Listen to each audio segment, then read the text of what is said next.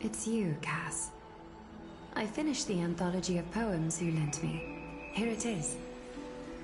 I thought you'd be too preoccupied to find time for reading. Precisely because of these obligations, I felt compelled to read it swiftly. Wouldn't all these preoccupations slow your pace? On the contrary, knowing that time is limited can push one to overcome their limitations. The weight of these responsibilities seems to have enhanced my reading efficiency. I understand completely. During my time at the Grove, the closer exams drew, the more efficient I became at tackling everyday mundane tasks. Anything but my actual studies. Precisely. As I remember, you and Finon were both disciples of the new Sporists. I assume that Anaxa's exams were as unreasonable as the man himself, correct? The courses Professor Anaxa taught were Introduction to Alchemy and History of Mythology. And to be perfectly honest, those two courses were the students' greatest nightmares. The history of mythology, taught by the blasphemous great performer himself. I can imagine their fear. Now that I think about it, students would often rush to the podium during class to challenge him on those blasphemous ideas. May I ask, Lady Aglaya, has your relationship with Professor Anaxa always been like this? He openly dismisses people's faith and questions the very justification of the Flame Chase journey. Our positions have been destined to be at odds. While you were studying there, I assume you must have heard of his nickname. Droma Straight and Finery? As I see it, this nickname is more of an insult to the Dromas. Despite his insufferable arrogance, I do hold a certain respect for his nature as a scholar. To remain true to his principles, he is unafraid to stand opposed to the world, and that requires considerable resolve. Anaxagoras' life is almost like a satire. As a Chrysos heir, he refuses to heed the prophecy, while he disrespects the gods. The gods have chosen him. He was indeed chosen by Circes. Is something weighing on you, Cass? The golden thread is quivering. I sense there's more to this exchange than idle chatter. With all due respect, I'd like to know what you plan to do with him. In light of his assistance in the battle against the Flame Reaver, I am willing to grant him some time to find a way to remove the core flame. However, if Anaxa decides to make any move that places us in danger, I will not hesitate to take extreme measures. Just as I feared. The Flame Chase journey is the destined path for the Chrysos heirs. Yet he now seems more like an empty shell. Given his strong sense of self-respect, I trust that Anaxagoras will make the right decision. Still, I can't help but hope for another possibility. Perhaps Anaxa will also overcome his limitations, now that he knows time is limited. I understand your stance. Let's continue this discussion another time. But now, let's greet our guest. You're here. Does this mean you're ready to take on Orynyx's trial?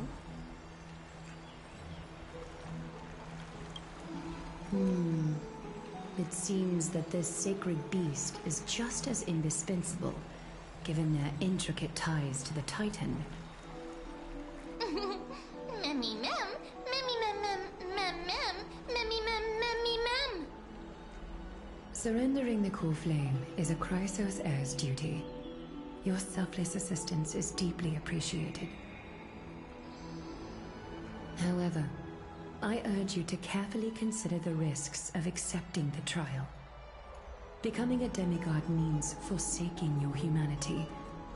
You will inherit Orynyx's divinity and bear the time of Emporius, all on your own.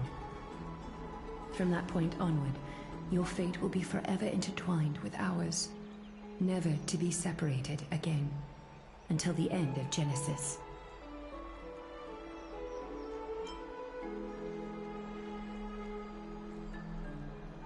On the contrary, you are the only one who qualifies to attain divinity. Yet, for that very reason, I do not wish to pressure you.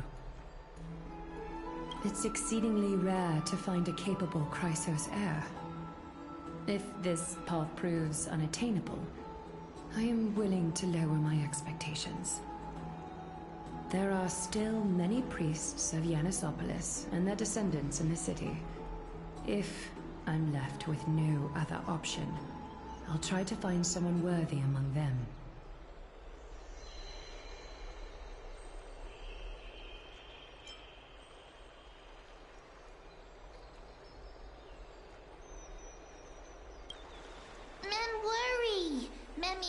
Mem.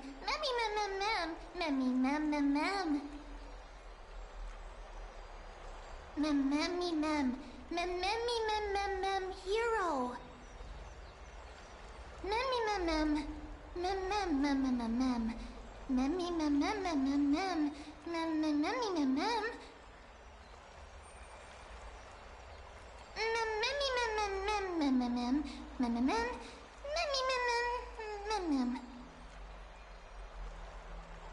It looks like you know that Titan rather well.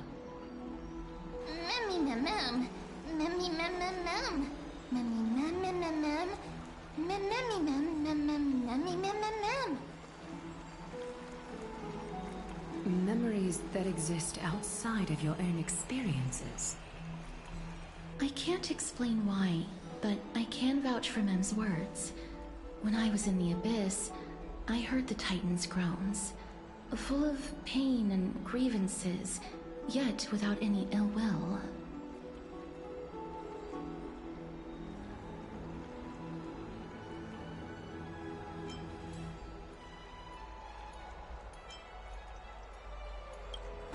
Since you've made your decision, go back to the bath chamber and get some rest. Trina will call for you when the ceremony is ready. It is difficult for me, as the guide, to absolve myself from blame for things to have progressed to this point. Time and again, you have risen to the occasion for Akima. Nearly rewarding you with some honeydew is no longer able to express the extent of our gratitude. When the dust settles, I hope that we'll have the chance to have a long chat regarding your return journey and the curse of the sky. It's about time that we lift the taboo and discuss things openly.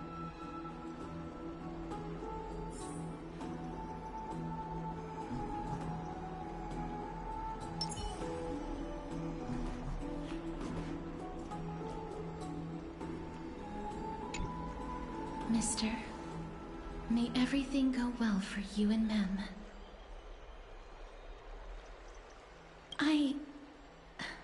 It's nothing. I only came to discuss some matters with Lady Aglaya. Previously, I lent her an anthology of poems that Lady Trianne had gifted to me. Tracing back, this anthology was something left for Lady Trianne by a bard before their passing. Although personal properties should be cleared out once their owner has passed on, Lady Trianne gave this book to me since she knew how much I liked to read.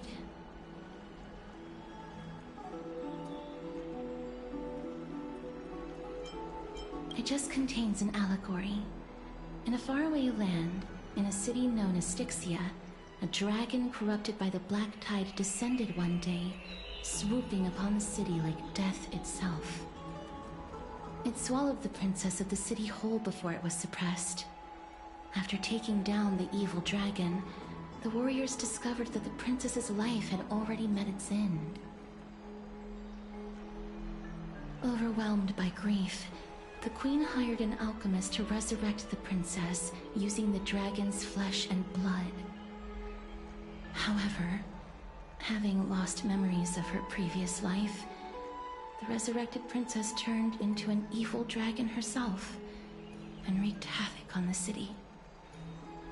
As a result, the prosperous Styxia met its demise.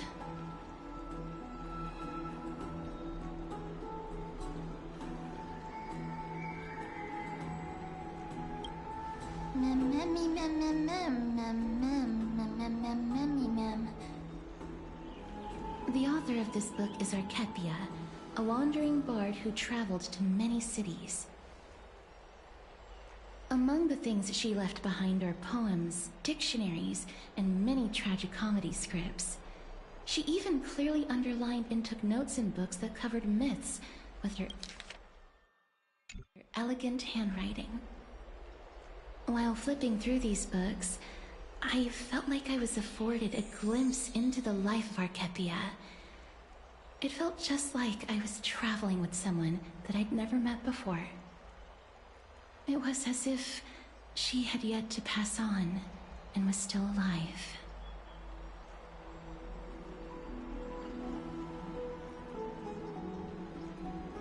That's right. Writing, drawing, and taking photographs. It seems like human nature to try and leave records of things. Speaking of taking photographs, when I was helping you to take the photo previously, I did not look through the photos in your photo stone out of courtesy. But I'm also very curious about the story of the Rosy Celestial Maiden. Despite having visited many cities in Amphorius, I still understand nothing about the world beyond the sky. If there is an opportunity... forget it. Let's talk about this in the future. For now, I only hope that you'll be able to complete the trial safely and obtain Orynyx's blessing.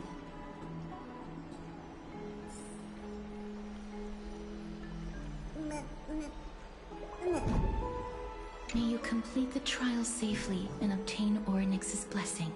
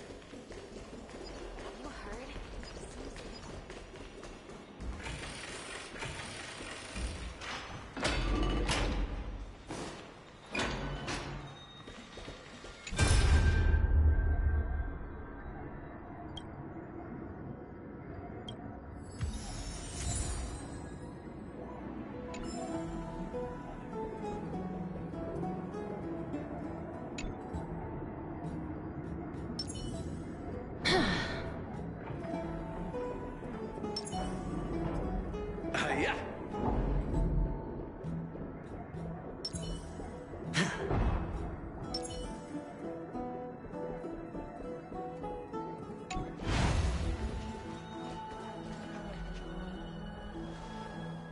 That's right.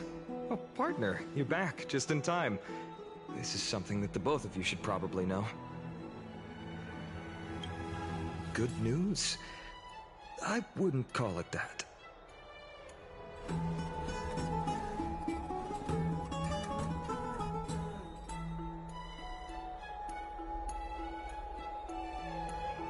Some background information for you. The Council of Elders is an authoritative body in Amphorius, made up of different city representatives. They hold legislative power over the Holy City, and are in charge of presiding over the Citizens' Assembly held once every few years.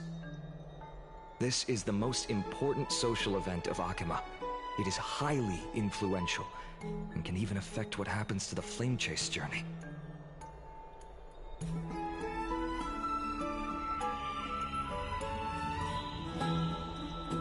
Despite her vision and wisdom that spans across thousands of years, even she cannot win over the hearts of everyone.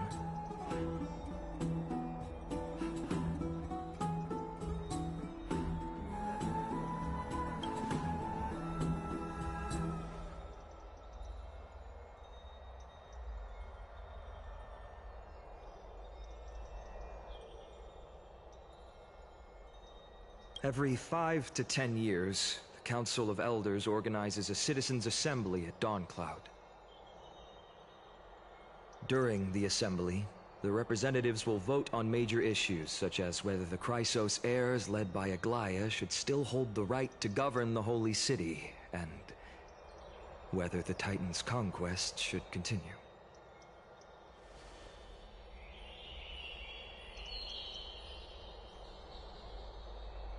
That is correct. However, the problem lies in the fact that there are ill-intentioned extremists in the Council of Elders. They view the Citizens' Assembly as a way to restrain the Chrysos heirs and hope to take complete control over the Flame Chase journey. We can refer to them as the Opposition. During the assemblies held in the past 100 years, the voices supporting the opposition have been growing stronger in the shadows. It's only thanks to Aglaya that the Flame Chase journey has been able to continue to this day. The Citizens' Assembly is just around the corner, but this time, there seems to be a new variable to the situation.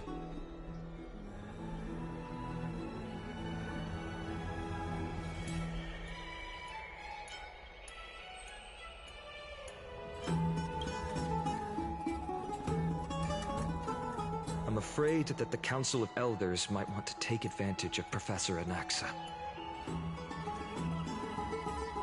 Aglaya will surely take back Circe's core flame, but with Anaxa's current condition, it's so unique that nobody knows how taking the core flame away from him will affect him.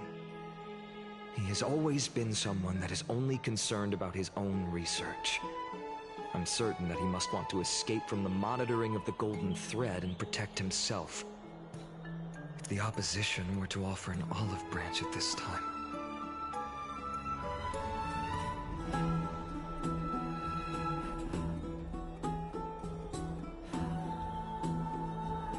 Anaxa has never believed in the prophecy, so technically it cannot be considered a betrayal.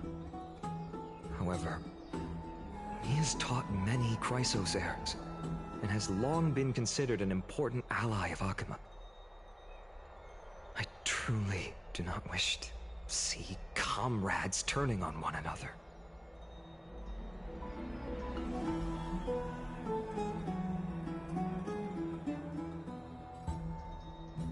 As I believe in his character, I plan to plead with Aglaya and try to buy more time for him.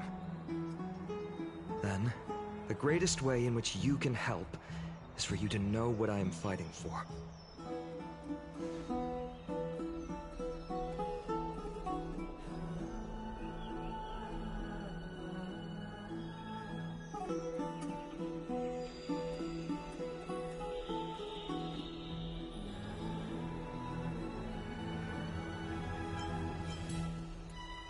Allow me to apologize for the fact that we always seem to be troubling you.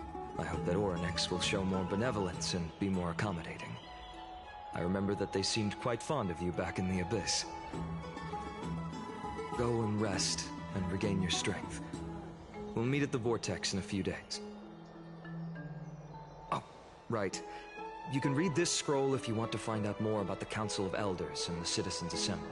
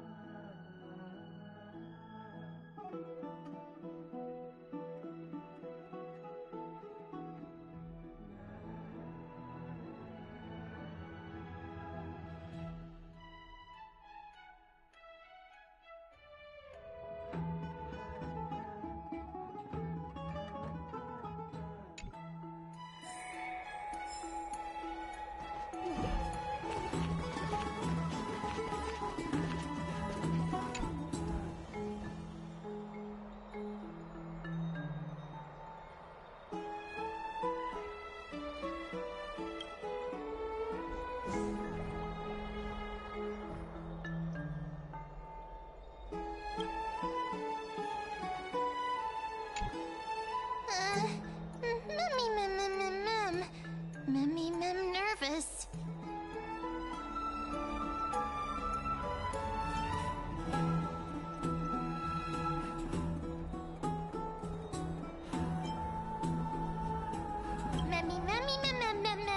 Nervous, mem.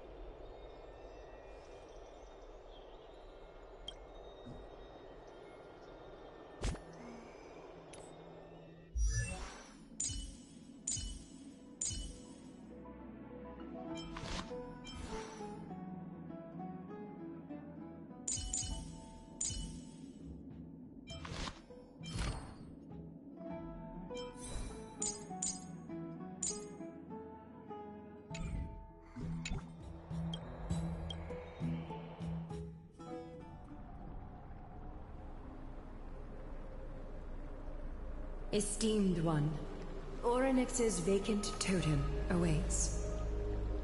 If you have already made your preparations to become a pillar of Amphorius, please, step forward.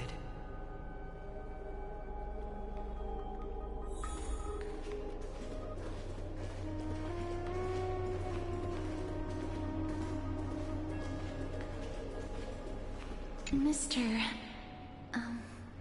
I am sorry, but I'm not sure what I should say to help calm your nerves. Oh. Right.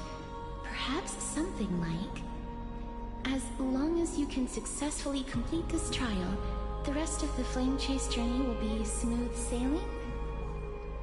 No, that sounds a little strange. Don't worry. It won't take up too much of your time. Don't worry. You'll definitely make it back alive? Oh. Sorry. It seems like I've made the mood even heavier. In any case, may everything go your way. Accepting a Titan's trial is a very peculiar experience. I'm afraid that I'm not able to accurately describe it. You can only go and experience it for yourself. I believe that you'll be able to pull it off.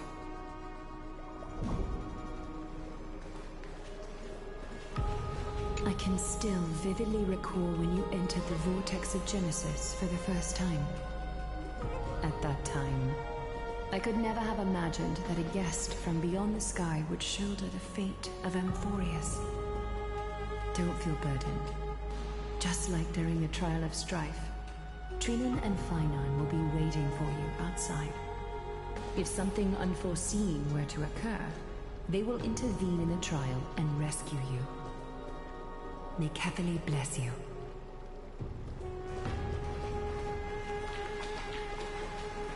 Little Gray and Mem, thank you. Your resolves cannot be questioned. We praise your pure selflessness and courage. May Cathali light your path forward. Get ready to assume Orynyx's divinity, Trailblazer.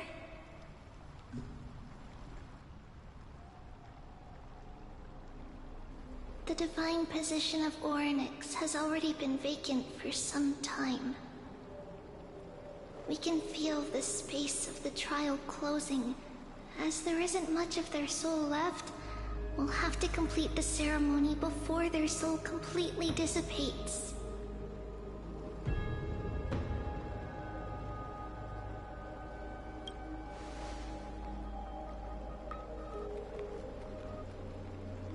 The eighth core flame coveted by the miracle that once belonged to the great Veil of Evernight, Orynyx.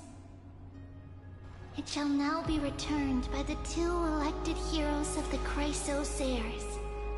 A traveler who is upright and courageous, and a sacred beast that invokes miracles. Mem mem mem ooh, mem mem mem mem. Both of you, please, come forward.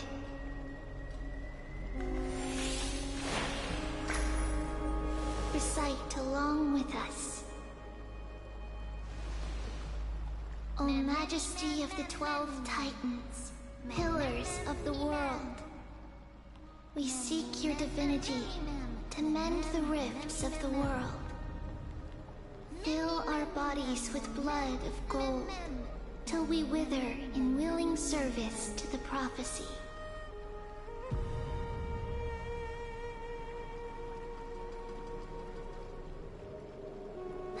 These are just words meant to make the prayer seem more solemn. Please, focus.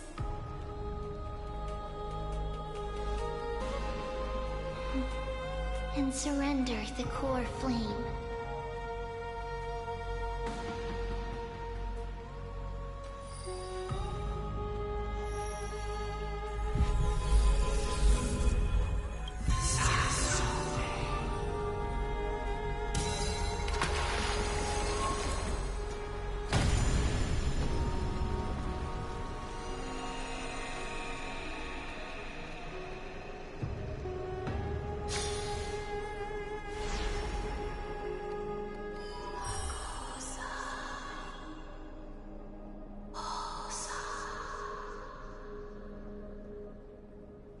Orynyx. Their soul has been waiting for a long time.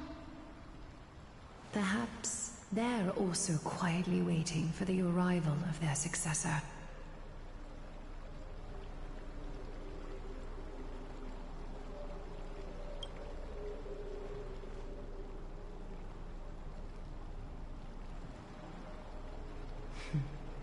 The last time I heard this, things didn't turn out that well. Don't worry, Aglaya. He's tougher than I am, right?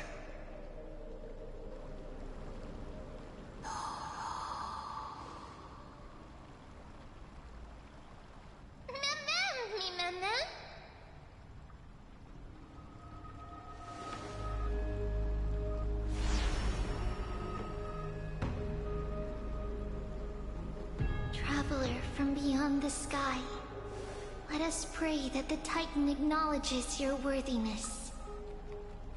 Although he loves cracking jokes at inopportune times, his determination is as strong as the Chrysos heirs. He will definitely succeed.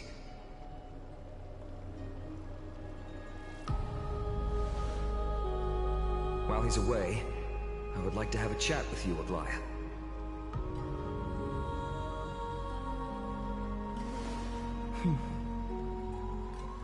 Speak. I'm listening.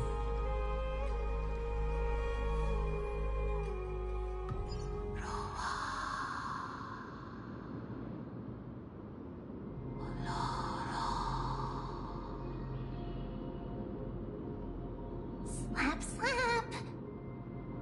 Wake up!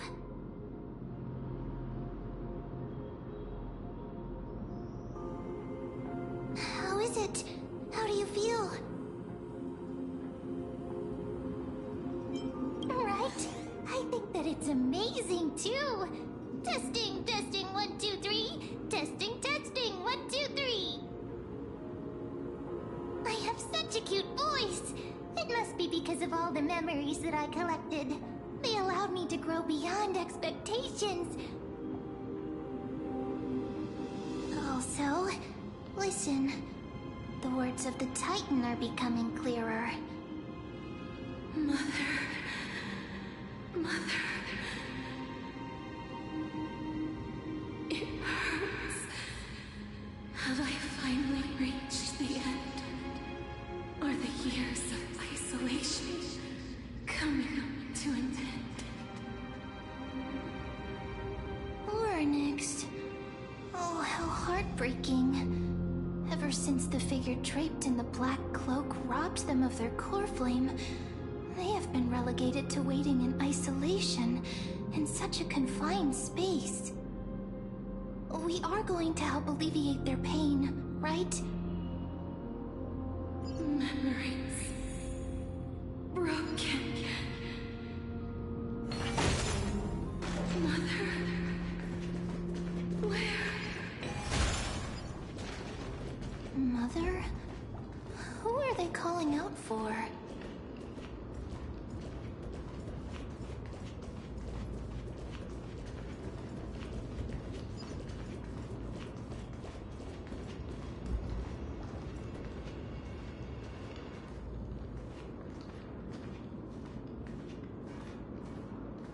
You. It's you. I remember you. Skyfather has gazed upon you. Mother is calling for you.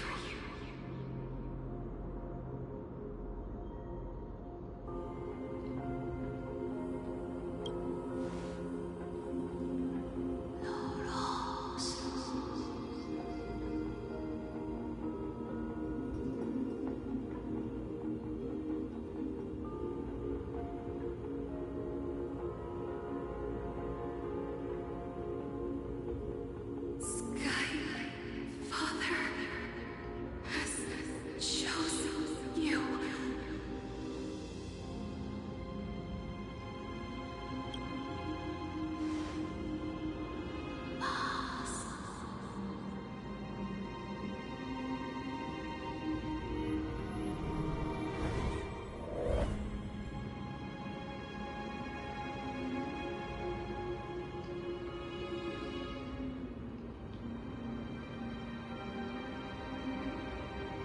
Mother is no longer responding.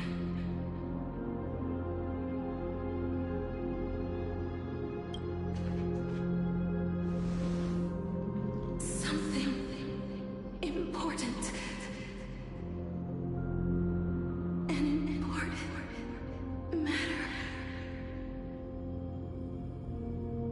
Oryx, listen to me. Aren't you tired? Throughout the long years, you have always been protecting the fate of Amphorius. Each time people draw strength from within their memories, every single ripple falls onto your shoulders. There's no need for you to bear this any longer, Oryx. From today onwards, someone else will bear time on your behalf. This is why we have come. Freedom. Freedom. I want freedom. Oh, poor child. Everything will be fine. Let us help you. You can have a good rest now.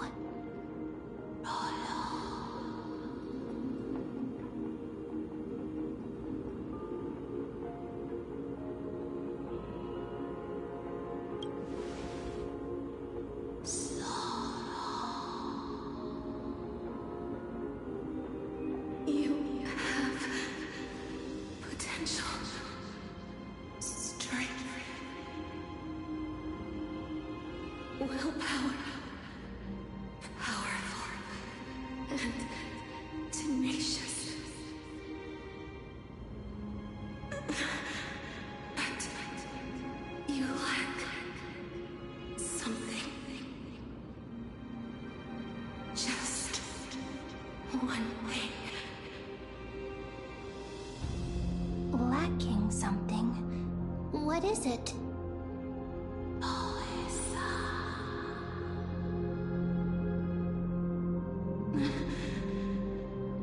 What you lack is a future.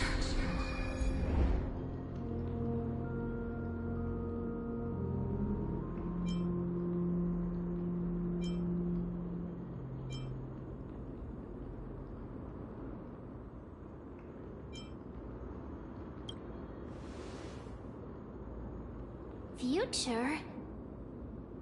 traveler from the sky. You should have dissipated already. The gaze from Sky Father stabilized your form. Because from the moment you crossed the sky, your life was cast away. Right now, you are simply a collection of walking memories. What? How is that possible?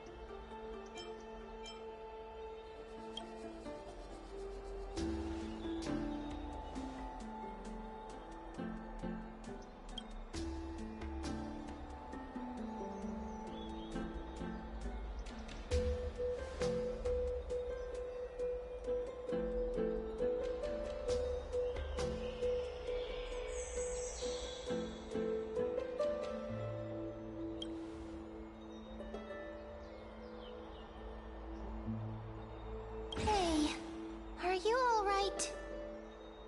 I heard you two talking about Thanatos. Cass is also very concerned about the warning.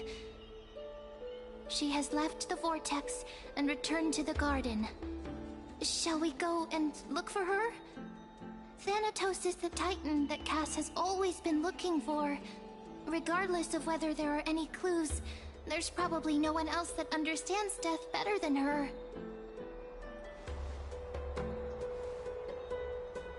Oh, right. There's something that I have to tell you. The Chrysosairs already know everything that has happened to you. I was too worried, so I told them everything. Please don't hate me, okay?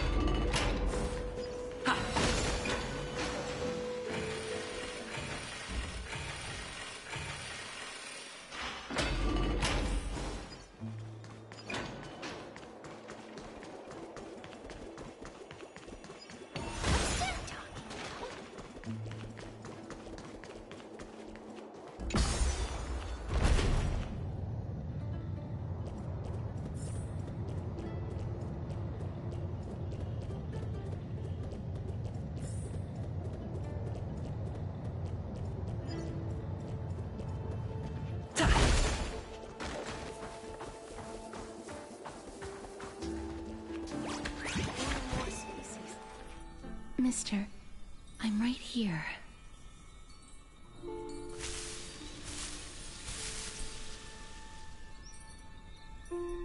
Please stay there and slowly turn around.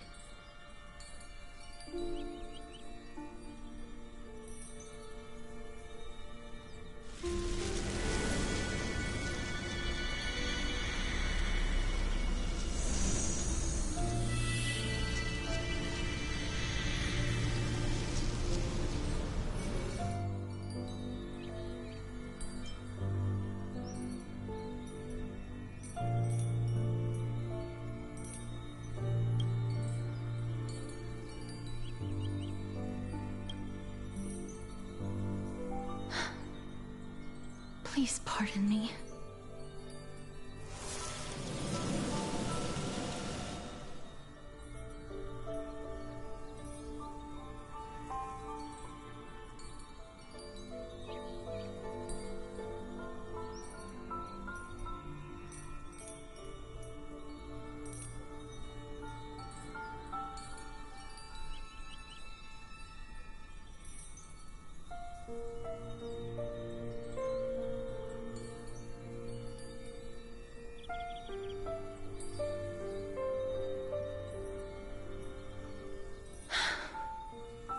Just as I expected.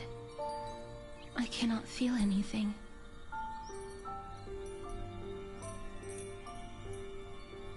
Back at the Grove, I was puzzled as to why you were not affected by my curse. I thought that it might have been the special ability of a traveler from beyond the sky. Never did I expect that this would be the true reason. I'm sorry. I should have noticed that something was amiss earlier. Mister, if my abrupt behavior just now offended you, I hope that you can forgive me. I'm just thinking, if your soul has really left your body, as a mortician, I might be able to trace where it has gone to. Cass! Did you find anything? My apologies. Not as of yet. Perhaps I have overestimated my capabilities. But, Mister, would you be willing to let me try again? This time, I'll increase the area of contact slightly. Perhaps the result might be different this time.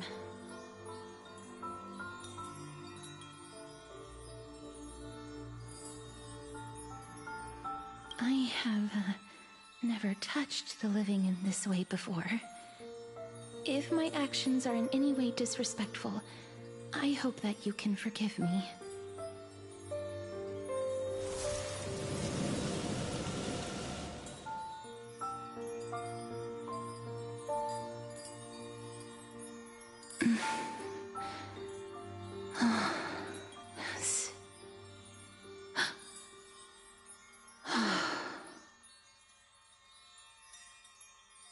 I seem to have caught a glimpse of something. Your soul is currently roaming someplace and cannot find a way to escape. But perhaps it might not be a bad thing. If your soul is still wandering around, it means that we still have time. We have a chance to find it before the fingers of Thanatos sweep everything away.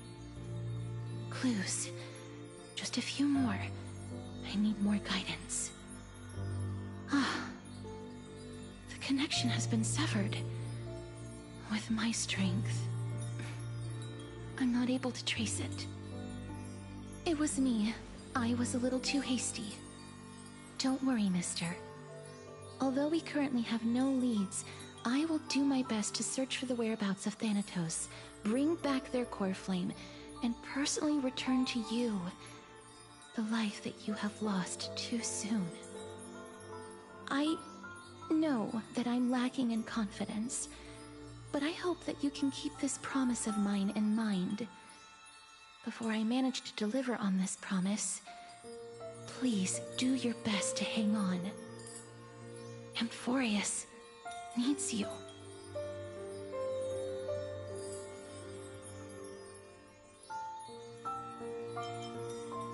Lady Aglaya and Lord Finon are currently discussing some matters in the paths.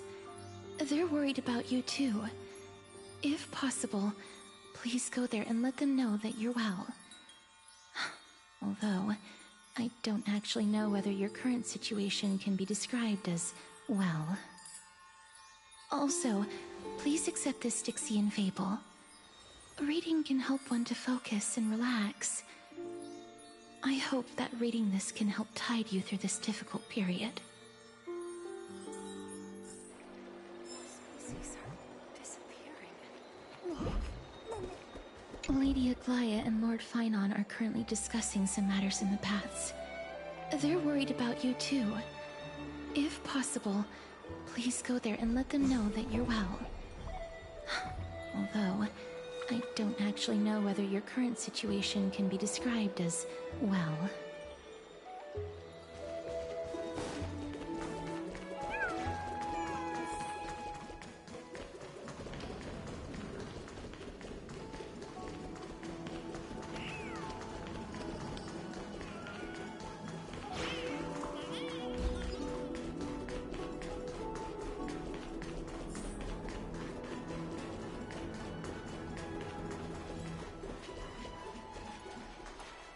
They're here. That partner! Hyacinth said you definitely wake up. How do you feel?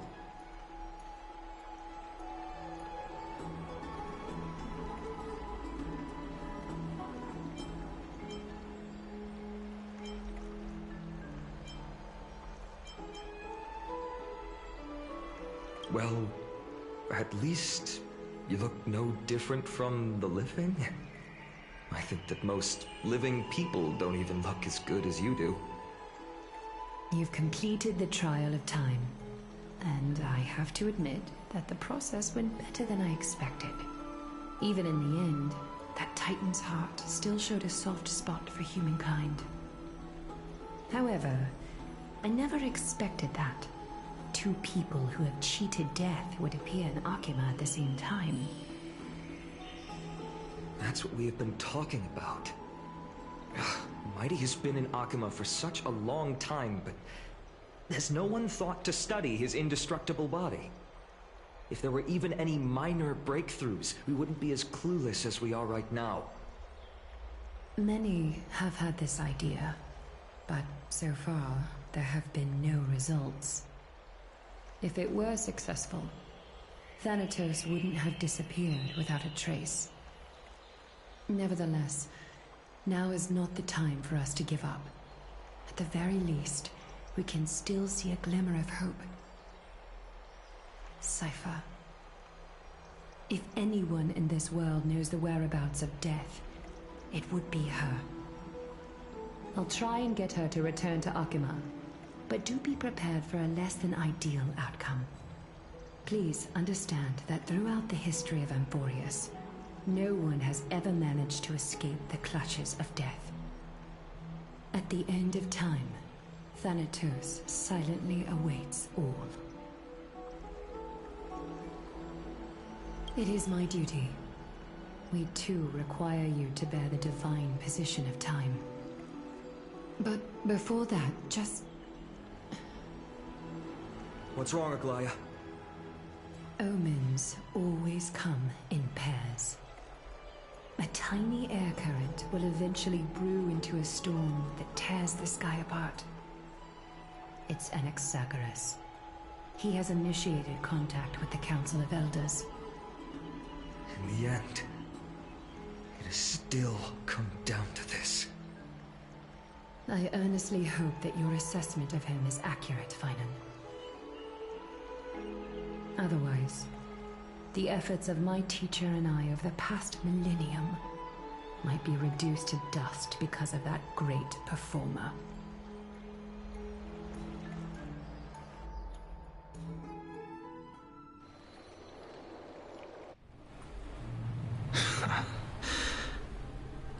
I'm back here again.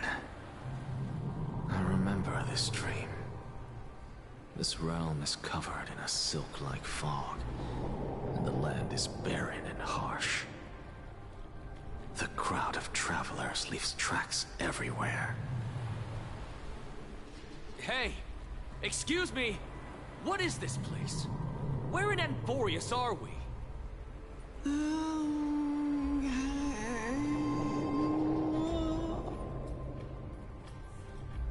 The mutters of the traveler are in a language I'm unable to comprehend.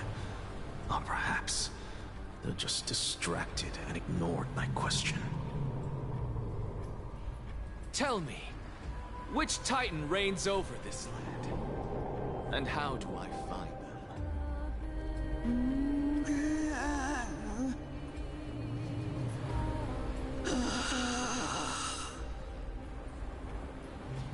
Hand of Shadow. Hand of Shadow Thanatos. Could this possibly be the Netherrealm? Not Netherrealm. Then where is this? River of Souls? The outskirts of the Netherrealm? Are you heading downstream toward the Netherrealm? The Netherrealm. Nothing but an illusion. Titan rejects you, me. Listen. What? The traveler lifts their wrinkled fingers and remains silent. I look in the direction they are pointing and listen closely. There. A massive shadow brought the sound of rushing tides. The sound of tides. I can hear it.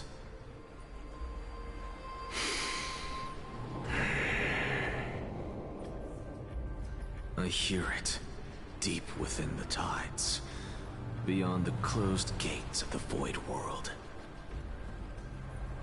A voice, about to recount something. Child of humanity, is it death's embrace you yearn for with such urgency?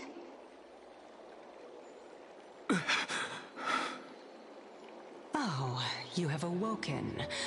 Welcome back to the mortal realm. Your consciousness is dissipating much faster than I expected. Ultimately, it seems like the Titan's core flame is incompatible with a mortal body. How much longer can my consciousness remain in the mortal realm? In my estimation, at best, you'll see 15 more entry hours. 15 days and nights. What is it? Are you finally starting to become attached to the mortal world now? On the contrary, 15 days feels a little too long for solving a singular problem.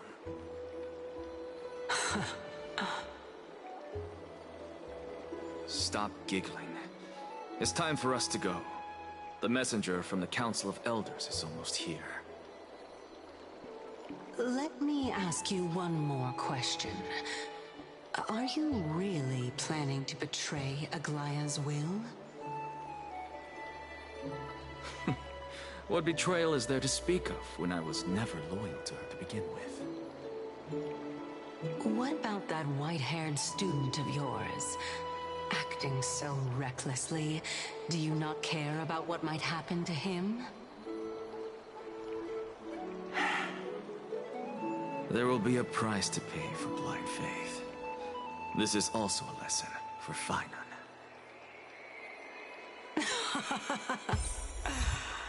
You truly are a strict teacher. Of course. This is how I've always been.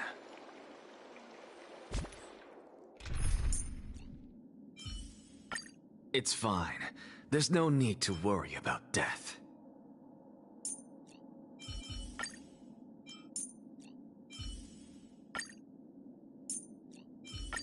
Looks like it's not a bad time for a performance.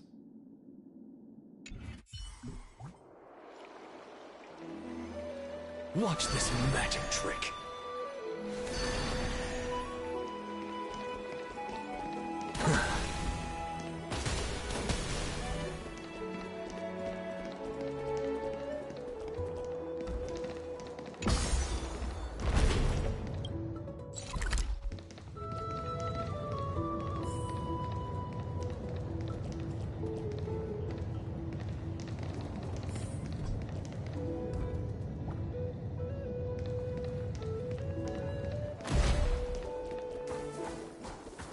Sorry to keep you waiting, Lord Inexagorous.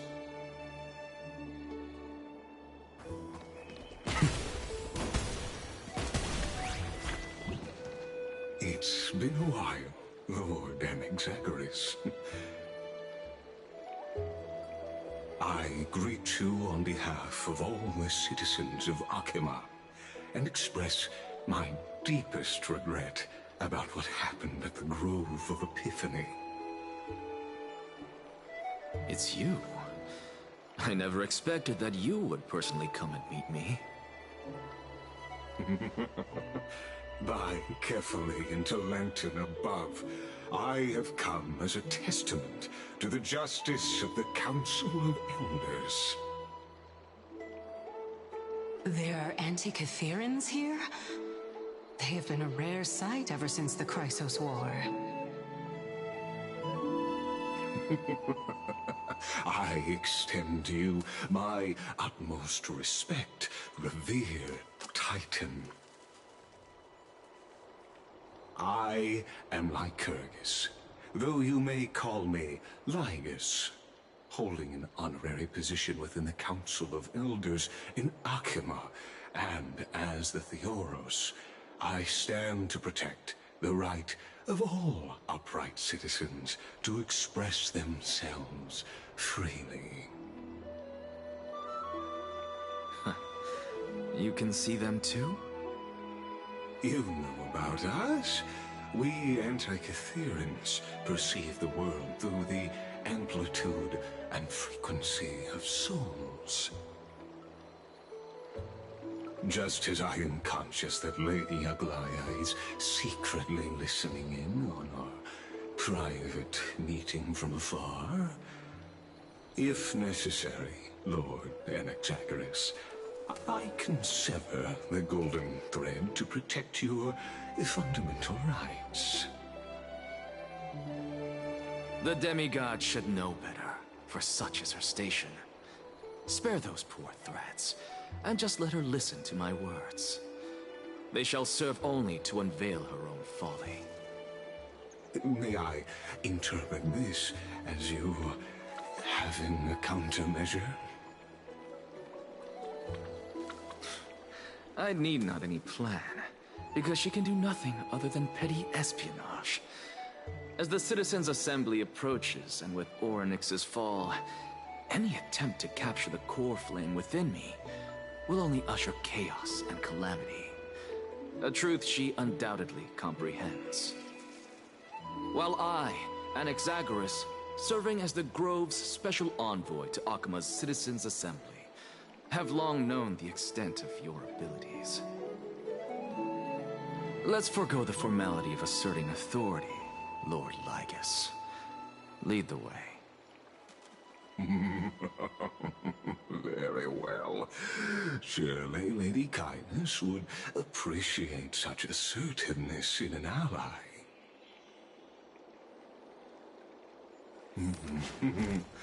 She's been waiting. Follow me, please.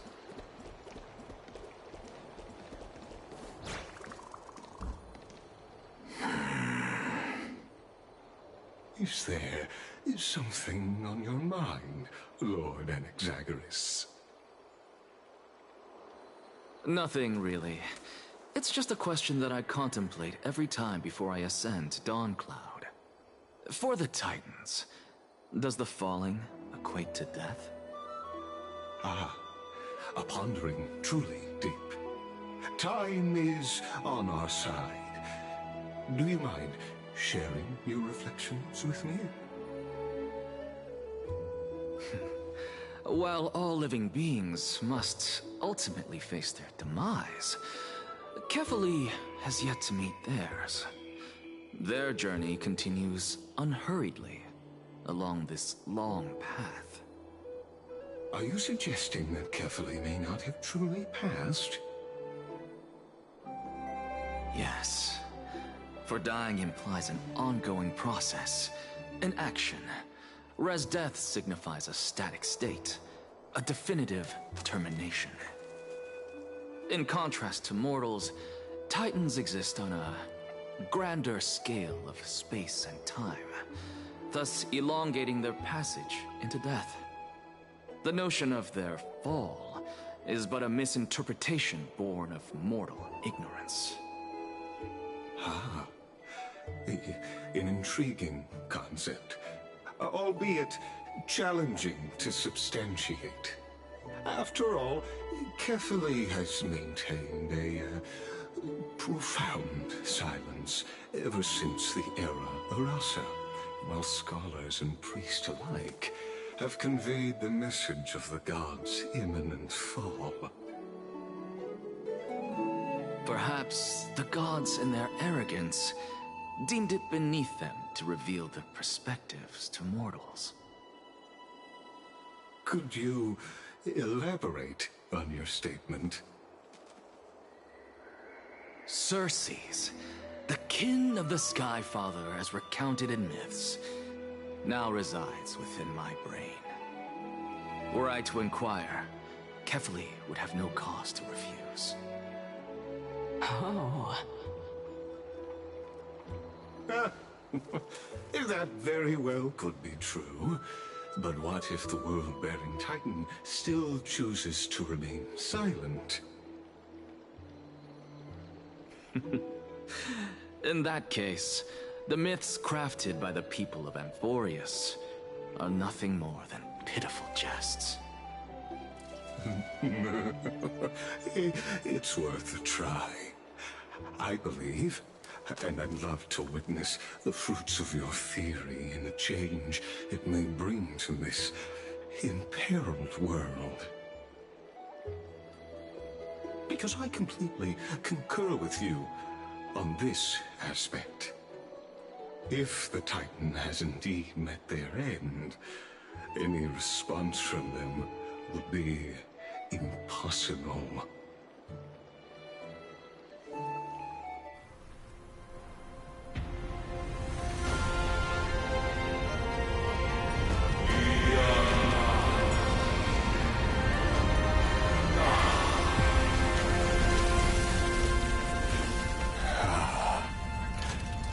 Please, Professor.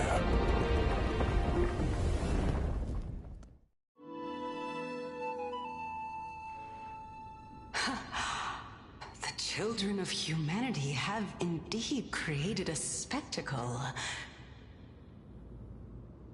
Welcome to Dawn Cloud. The atmosphere here carries a greater sense of solemnity than the mundane clamor of the Memorial Palace, with entry permitted only to the invited.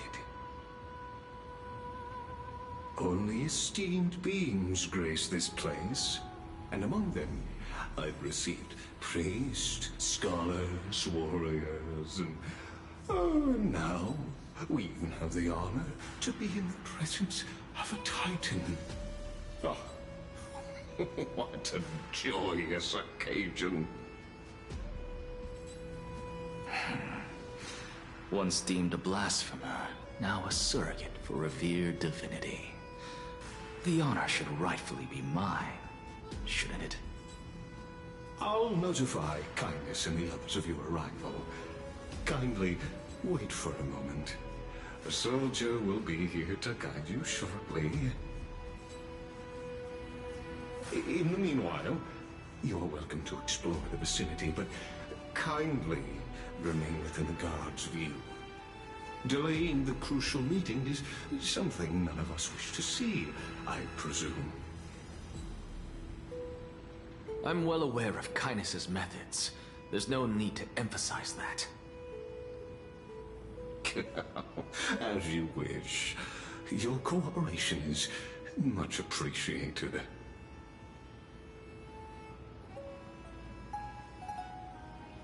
Alas, I had hoped for a brilliant plan from you, but it turns out you just left one cage to enter another.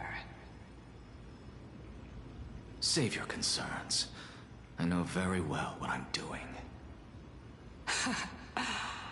I shall depart to explore the surroundings then. Now that I look around, I wonder if there are any murals bearing my portrait around here.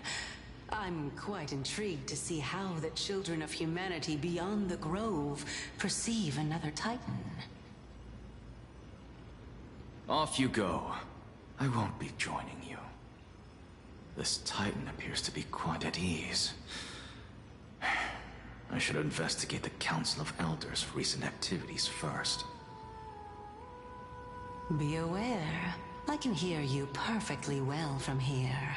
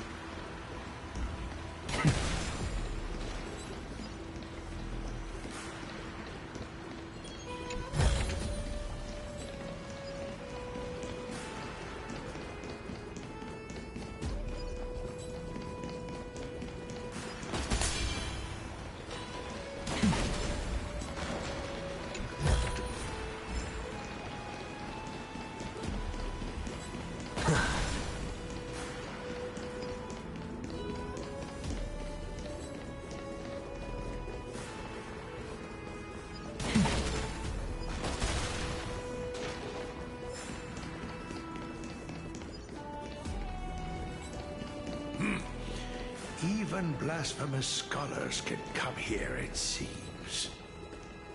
Looks like my presence here is quite unwelcome.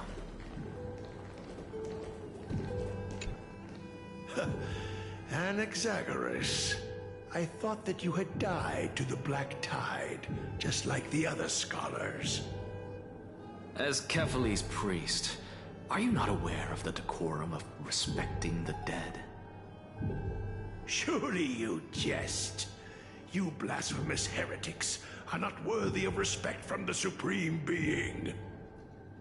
Let me remind you that you're currently in Dawn Cloud, so you'd better keep your deranged language to yourself.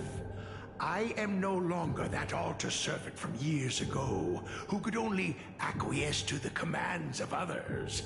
Now, I have plenty of ways to deal with people like you. I'm not sure whether I should laugh or cry right now. I can't believe that a follower such as you could have been made by a creation titan. As I see it, a dead titan can't provide you with this level of confidence, right? Then who is it exactly? Could it be kindness? You. Seeing how fond of you Elder Kindness is, I shall let that slide for now. Leave immediately, and don't impede us from receiving the Supreme Being's blessings. Seeing as we were able to hear of this matter from the mouths of others, it seems that kindness is indeed quite sincere toward us. Perhaps this affair will proceed smoother than I had anticipated. Oh my, what a thrilling confrontation. As expected of one of Kephales's followers. Are you praising or insulting him? Praising him, of course. As a believer of the God of Deliverance, it is only natural that he detests evil. Didn't you hear me? I asked you to leave. Go as far away from here as possible. Don't mutter to yourself like some sort of madman and disturb my meditation.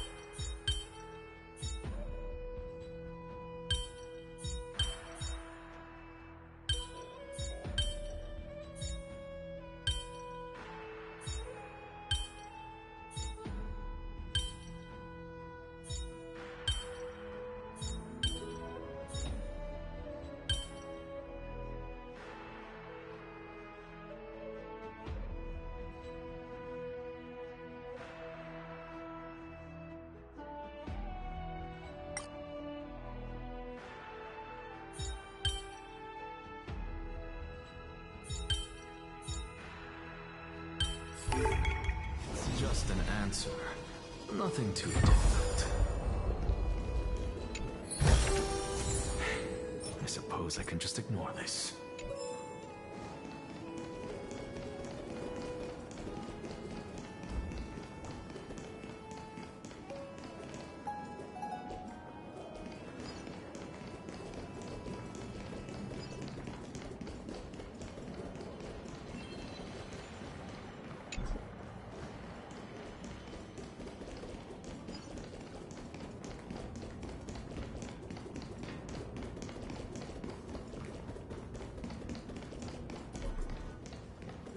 Professor Anaxa! Over here!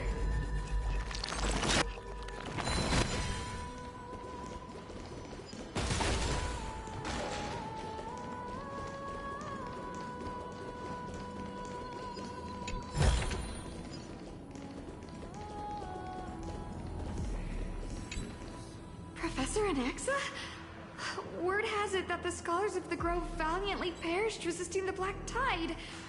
To find you here safe and sound, thank the Fates. You could say it's the Fates toying with us. It's only the Crimnoans and Idonians who chase glory through death. But your survival is a victory in itself. I'd settle for that gladly. So, are you here to report the incident to the Council? I heard that after the Black Tide devoured the Grove, Akuma would be next in line, even with the demigod of stripes standing alongside humankind. Tell me, how much does the Council of Elders know about the Black Tide? Once Kindness and her followers learned of Circe's and Orynyx's fall, they proclaimed in the Council that the Flame Chasers could no longer stand against the calamity alone. Yet, when the Crown Prince ascended to godhood and repelled the Black Tide, she immediately altered her tune, declaring that all was resolved beyond Akuma, with the only remaining menace now being Aglaya and her adherents. They might well make their move at the upcoming Citizens' Assembly. No surprises there, those shifty opportunists. Thank you for your honesty, virtuous student. Being an opportunist could very well be a facet of wisdom. Shouldn't you be searching for murals of yourself? I've had enough of your prattling. I was really curious to see how you would find the middle ground between both factions, so I came to listen in. But it seems as though this Kindness is much more ruthless than Aglaya. If so, why do you want to work with her? Could it be that perhaps you've decided to readily surrender this hollow shell of yours, just because you feel like death is fast approaching? I'm afraid you'll be sorely disappointed if that's what you truly think. I've had enough of this. Could the 15th entry hour arrive any faster?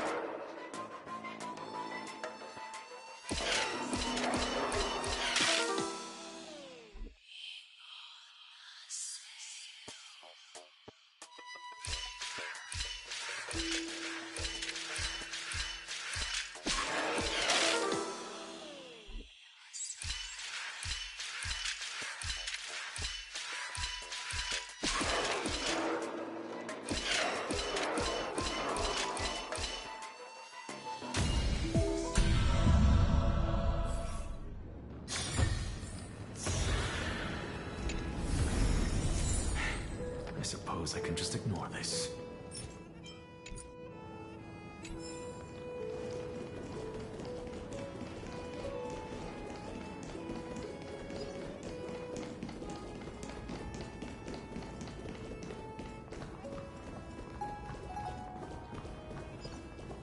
Oh, my.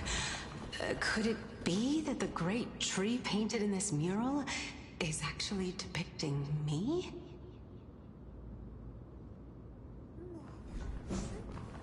Every plant, every tendril, no, even every leaf could be the embodiment of Circe's. As a result, mere mortals who did not know what the Titan actually looked like chose to paint them as a giant tree instead. Their wisdom was portrayed as fruit, to symbolize how they shared their knowledge equally among the masses. Such exquisiteness indeed. This mural is quite abstract. I really can't tell whether you are praising or demeaning yourself. Now I'm quite curious whether the Reason Titan has studied figures of speech before. Of course I find such stylistic devices interesting. For all we know, this could be the answer to the question, what exactly are we? I, for one, am not willing to admit that I could look this ugly.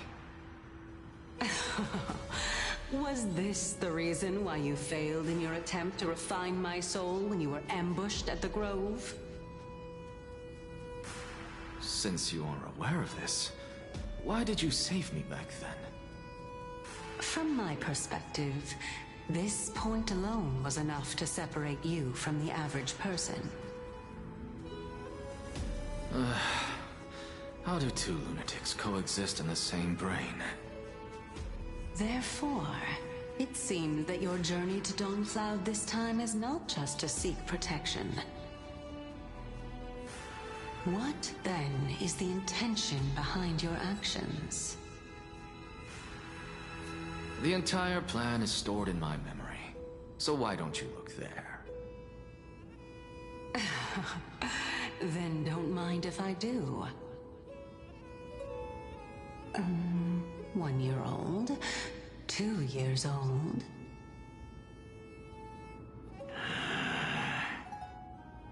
Oh my! Even a member of the preeminent 7 sages must hug his droma stall to sleep?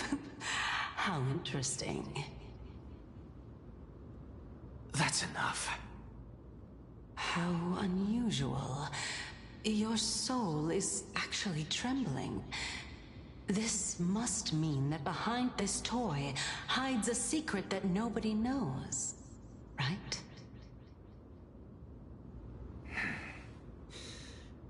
Since our days are both numbered, I don't mind telling you more about it. This is a present that my sister gave to me. It's a doll that was made to look like our family pet. So there are other members in your family, eh? Are they also living in Akama? Don't you just love to pick through my brain? Go on, continue flipping through my memories. It won't take long. You'll discover the answer when you reach the memories of when I was 5. Oh, the black tide is everywhere. I can't bear to look. When I was young, I couldn't accept this outcome either. Georios, Aquila, Kefali, and you, of course. Although I prayed to every Titan that I could think of for help, my efforts were ultimately futile. This...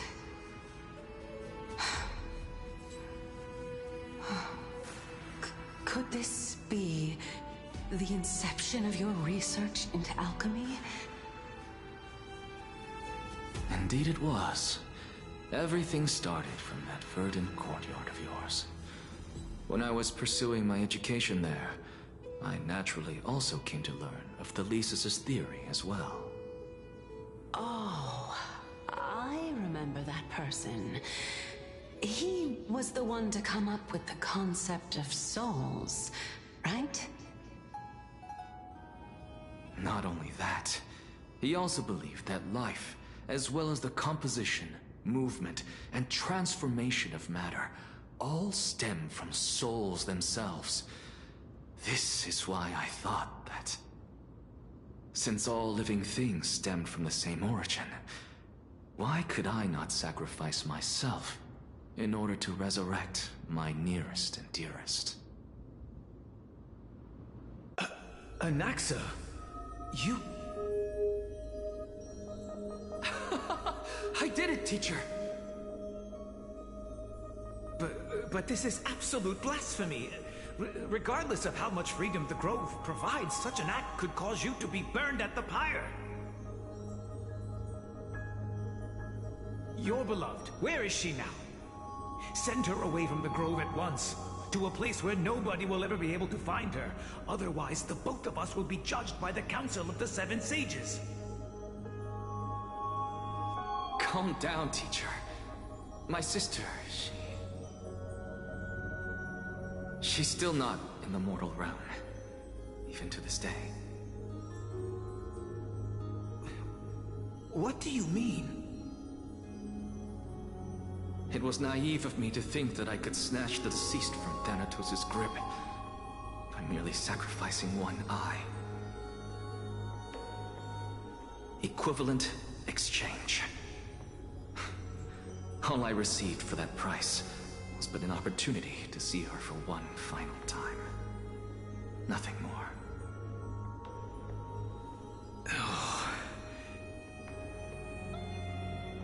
Let it go, Anaxa. As one of my best students, I cannot watch you go down the wrong path without doing anything to stop it. Never do something taboo ever again. Don't disappoint the deceased, and never harm yourself. If you can do that, this classroom will still be yours, and you'll have a chance to live out your own life.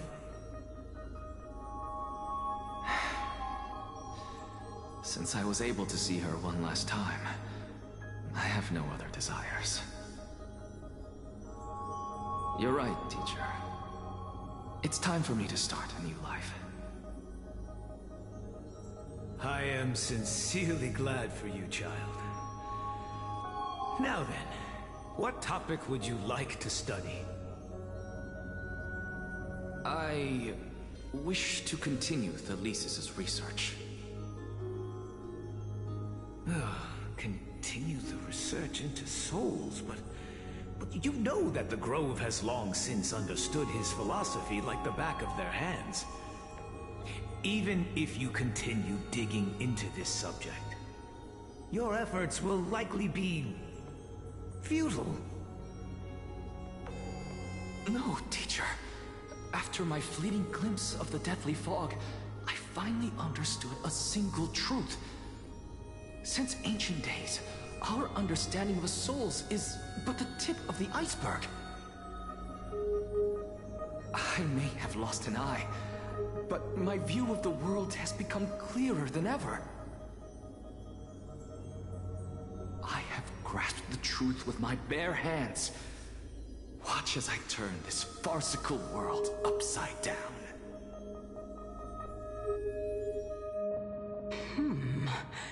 Who would have thought such a secret lay concealed beneath that hefty eye patch of yours? However, this story doesn't seem to be connected to your plan. In fact, I'd say that they aren't related at all. The answer lies within the tale.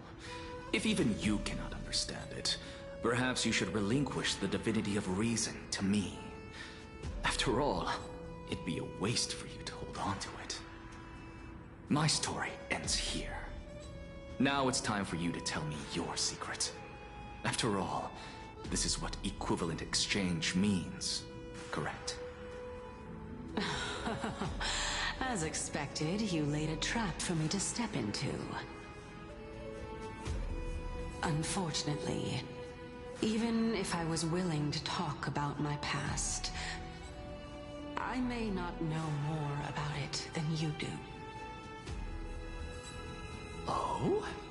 Are you saying that the renowned Reason Titan is now admitting a lack of wisdom?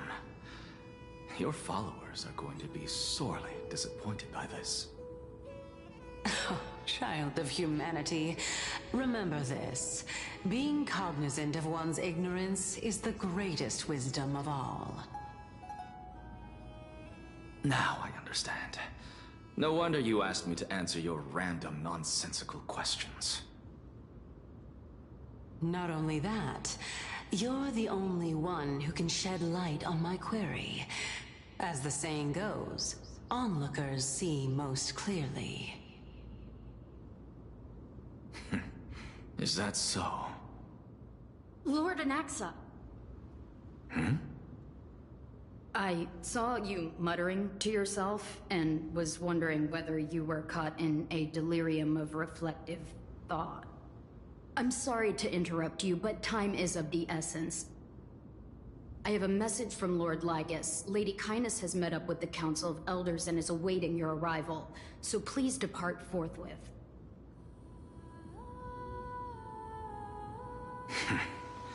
It's finally time. Carefully. The one who created the world, and the one who bears the world.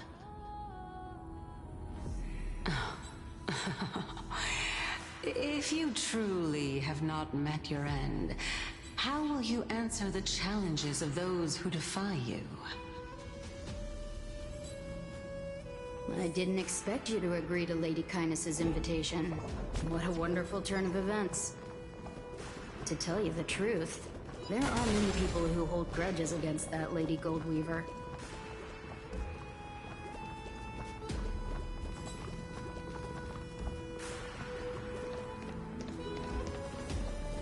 Isn't that the dromas draped in finery? Avoid his gaze. I don't acquaint myself with blasphemers.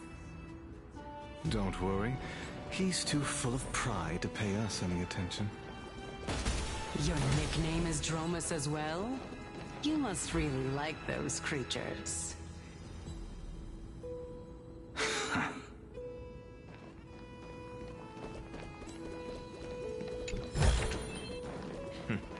Go melt it down.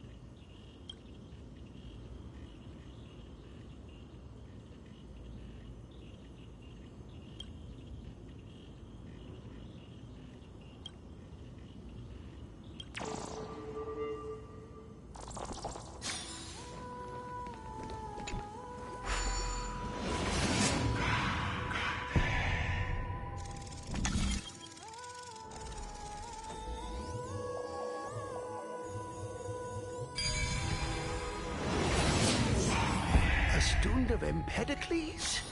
I hear that his views run counter to the Venerationists. This is what being a scholar is about. A collision of ideas only occurs when there are differences in beliefs, and it is such collisions that lead to progress. Yet, in my view, there are only right and wrong perspectives, neither of which can coexist. Lord Lygus and Lady Kindness are just ahead. I'll take my leave for now.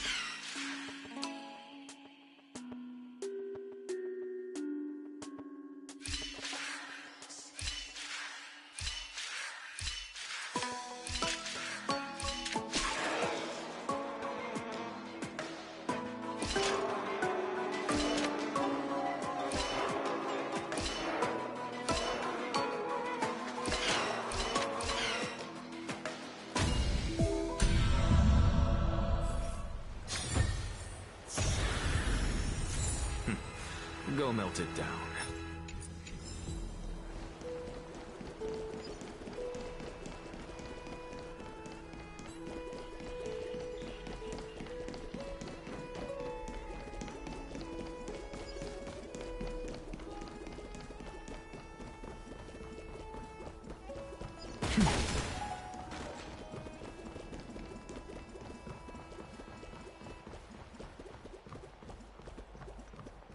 Welcome to the Demigod Council, esteemed guests.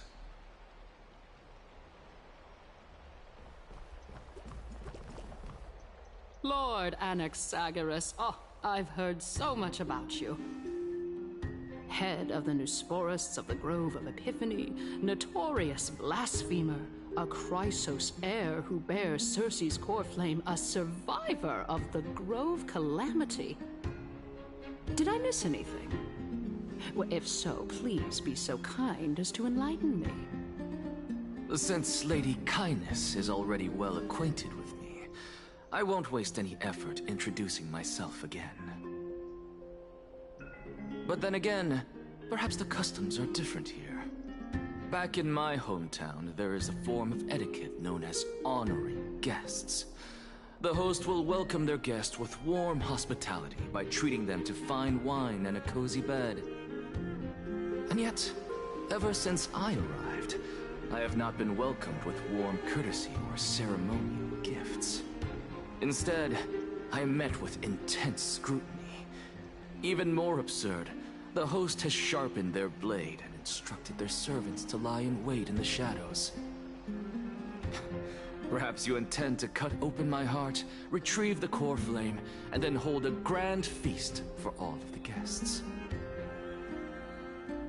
Everyone, stand down. Thank you for understanding. I am but a feeble scholar who is not used to the stench of avarice and blood. No need to be humble, my lord. From my perspective, your courage and gumption are worthy of the reputation of the Seven Sages. Your bravery is more than adequate to accomplish our perilous endeavor. So, you wish to start a war? Well, since the Chrysos heirs are calling for war, we will respond in kind. Conflict is inevitable. Since Aglaya endeavors to suppress the virtuous commoners with blood of gold, we will not hesitate to display the rights and mettle the citizens of Akima are so entitled to. As to your question of whether peace is still a viable option, well, to that I can only say this. Everything hinges on the next citizens' assembly and whether they have a sudden epiphany amid the clamor of the masses. And since you, as a Chrysos heir, accepted our invitation, you have indeed given us a glimmer of hope. What brazen arrogance. What you're saying right now is worlds apart from what you were saying before you retired your cleaners. I don't deny it. After all, they're responsible for cleaning up any threats, and just a moment ago, you were on the side of the Chrysos heirs. But now that you're an ally of ours, we can continue talking somewhere else. As you know, these walls have ears. I was fortunate enough to have the opportunity to discuss a treatise about the Venerationists with your... Yet, it seems you subscribe to the Nusporists instead, Lord Anaxa. I've heard that this school of thought is one with many detractors. It's normal for ideas to have supporters and dissenters. Just like how there are two types of people in this world. Geniuses and dimwits.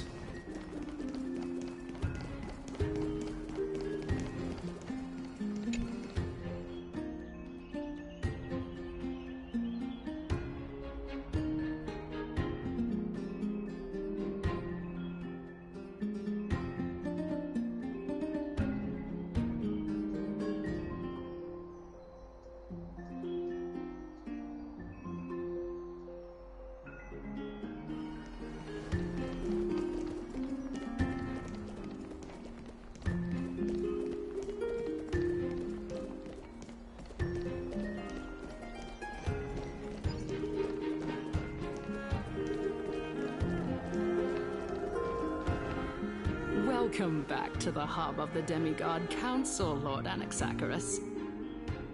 Surely you remember that countless eloquent orators have stood in this spot before and emerged victorious by stoking public sentiment with their words. And yet there have also been innumerable blasphemous philosophers who set themselves up for failure because they refused to defend their actions. This tiny stage is the most profound embodiment of Akama in centuries. In 15 days, this site shall also become the most important, as well as the final turning point in Akama's history. May the both of us carry out our duties with honor and lead the masses back toward the Era Chrysia, a golden age with no death, strife, or trickery. Oh my, 15 days and nights. That aligns perfectly with the date of your demise. Could such a coincidence truly exist? Using death to prove myself fits my intentions perfectly. What strong conviction you have, as expected of the hero who dared to stand up to the Gold Weaver. As expected, she misunderstands you. That's enough, Lady Kindness. Dispense with the niceties. I only accepted your invitation so that I can serve the commoners alongside the members of the Council of Elders. Don't test my patience with such superfluous formalities. Well, you say that now, but surely you also require my aid as well, so that you can stay alive even when being pursued by the Golden Thread? You worry too much. She won't show her hand too freely, as she still needs to garner support from the masses at the Citizens' Assembly. Even someone like me can tell that only a sliver of her humanity remains. Surely you're not asserting that she will definitely act in a rational manner. As you're no doubt aware, Aglaya covets the core flame that I possess, which makes it the bargaining chip that allows me and the rest of you to negotiate with her. However, in return, I'll need the Council of Elders to support me as much as possible. Naturally, this includes the guards as well. You're well aware how valuable Cersei's core flame will be in the Era Chrysia that you are desperately pursuing. Talk is cheap, so you'd better act prudently as well. I understand. After all, this battle of wits is just a means for each party to acquire what they need. As long as your request is reasonable, the Council of Elders never shortchanges its allies.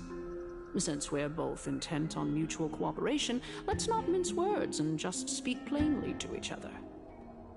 Let us decide how much we can secure for ourselves and how much we're willing to sacrifice, like true philosophers, with our words and wisdom.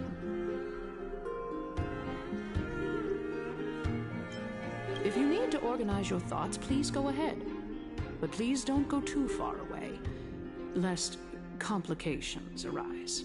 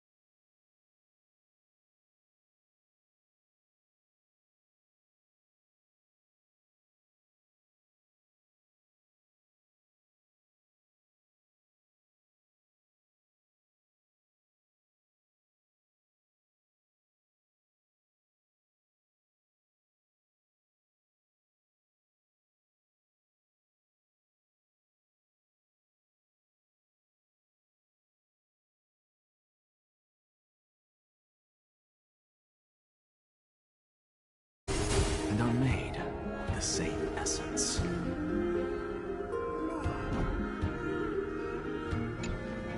Let us decide how much we can secure for ourselves and how much we're willing to sacrifice like true philosophers.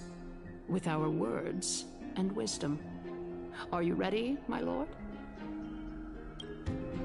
Continuing from the earlier topic, let us discuss our common enemy, Aglaya. She is the second most experienced Chrysos heir across the whole of Akama, who has gradually lost her humanity to the ravages of time and the ablation of the core flame. A formidable opponent indeed. Admittedly, there is ample reason for her to take your life. Yet your previous reasoning is quite sound. As a seasoned political animal, it's unclear whether she will actually cross that irreversible boundary. Moreover, she still needs you alive so that the Titan's trial can be completed. Is there anyone present who can swear by the sacred vow of Kefali and guarantee that you weren't in league with that woman before coming here? Are you just trying to pull the wool over our eyes and aid her in her savagery?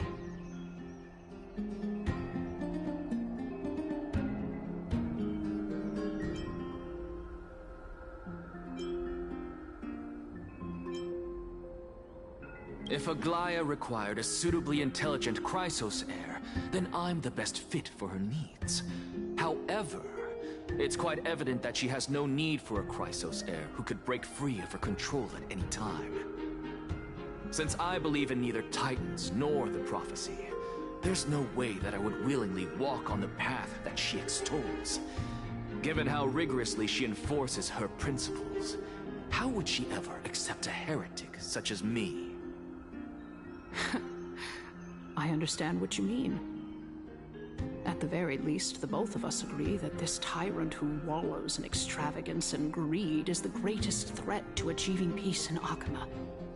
The Council of Elders is willing to defend your right to live, just as we defend every oppressed citizen. However, I regret to say that sentiments in favor of the Chrysos heirs and Aglaya are only growing in magnitude. The peace that we are aspiring toward, as well as everything that we hold dear, will be destroyed completely. The city will be burned to ashes, and the citizens' blood will be shed. Tell me, what are you willing to do for our esteemed citizens so that they can vanquish the enemies of our fine city?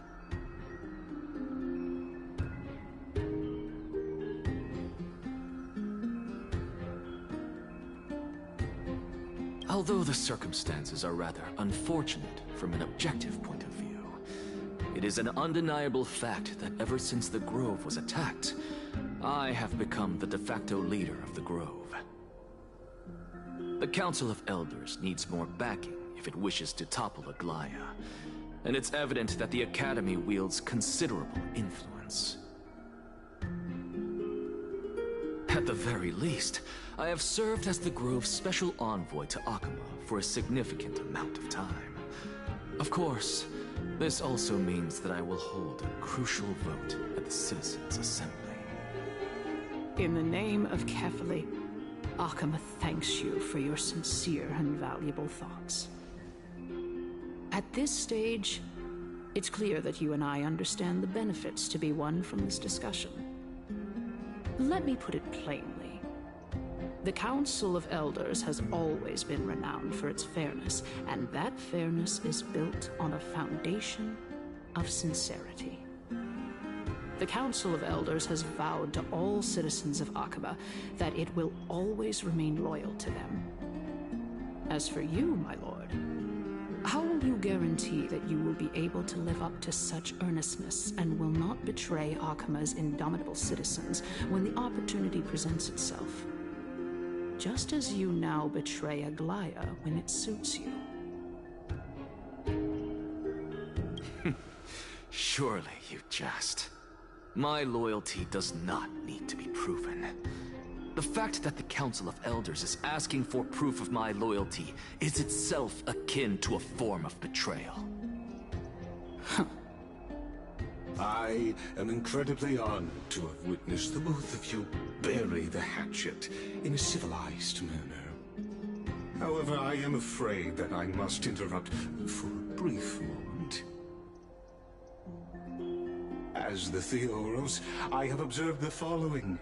Lady Aglaya, the Goldweaver, is currently on her way to Dawncloud. Oh. Well, I do believe that we might have a slight overabundance of guests today. Feeling dissatisfied, Lady Kindness? Despite the Council of Elders' lofty residence on Dawncloud, it must still tolerate the whims of the Chrysos heirs. So you were holding back just now. Seems like you are better at playing this game than I. In any case, I'm glad that she's arriving here. So tell me, Anaxagoras, now that you're an ally of mine, if Aglaya were to demand that I hand you over, what should I do?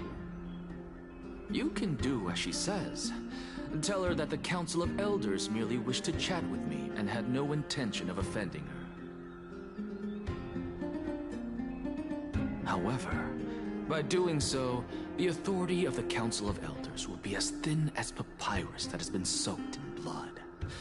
Not only can it be destroyed at the slightest touch, but the Council will also lose possession of a valuable core flame. No, more like 2 core flames. After all, at the next Citizens' Assembly, that young lady who is synonymous with death will also be standing on our side. Oh? How can you be sure of that? Is that of importance to you? All you need to know is that I have a plan. In my opinion, you should be more worried about the impending threat. If Aglaya can seize me in full view of the masses today, she could also dismiss the entire Council of Elders in one fell swoop tomorrow. If that happens, the discussion that we've just had will turn into an utter joke instead. Is this the outcome that you wish to see, Lady Kindness? Fine. I will handle this matter appropriately. But you do best to remember this. Fool the people and karma will be on your tail. I'll overlook it this time, but don't count on there being a next time. Unless, of course, you crave cruel punishment and consider suffering the perfect state to ponder the true nature of souls.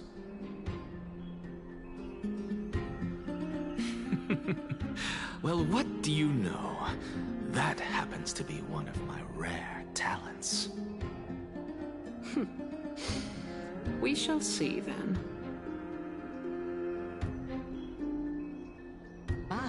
I've got to say that you've managed to really impress me again.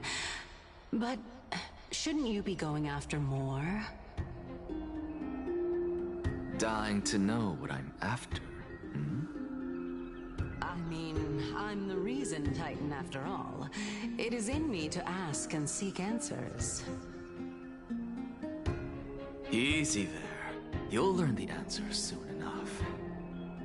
I didn't bring it up with her purely because she doesn't have the means to give me what I truly want. It's as they say, onlookers see most clearly. The true masters of Dawncloud have always been the Theoros, who watches over everything.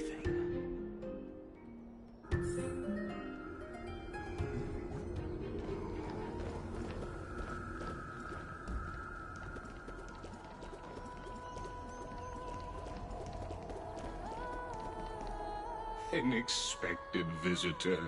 Welcome once again. You know, you could actually skip all the pointless debate and come straight to me to seek an audience with Kefali.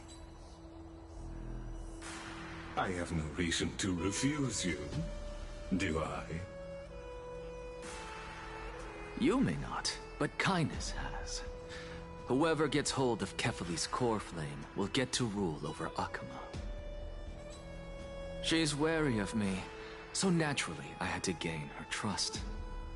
I would say that debate was not at all pointless. Very true.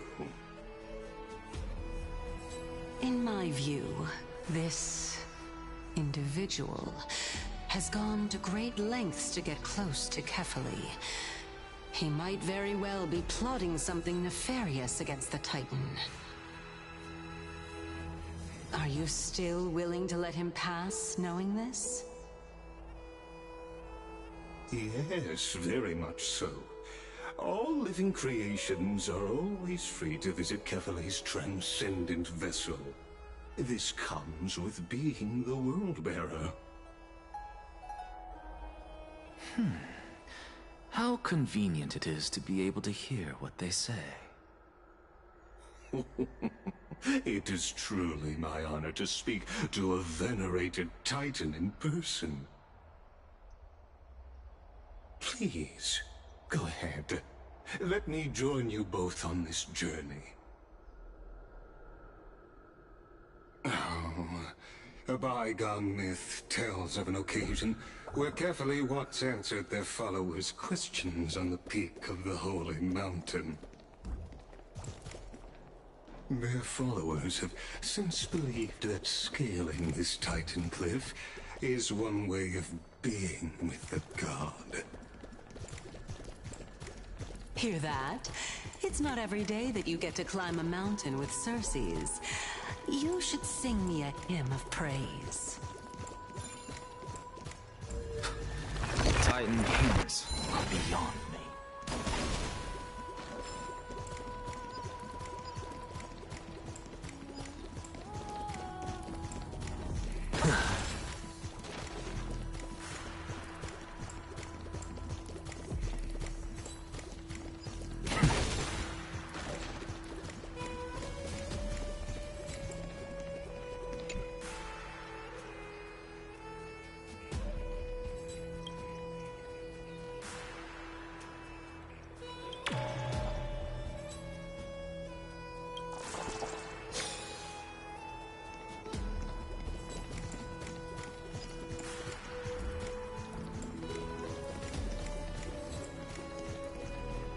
Go on ahead. Take this Iannis shortcut, and the long pilgrimage stairway will be waiting for you at its end. I have to admit, I never expected you to not ask me anything. Not even my motive.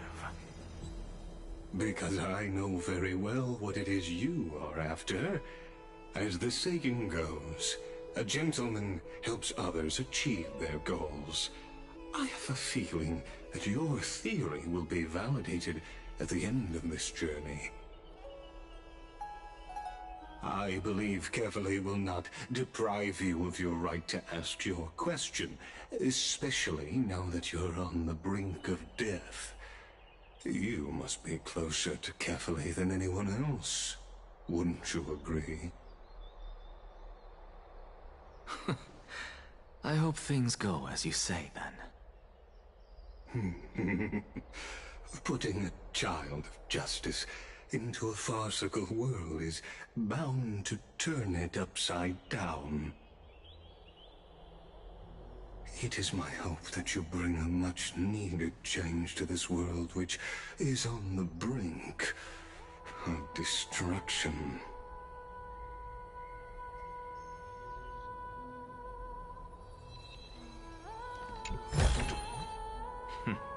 Go melt it down.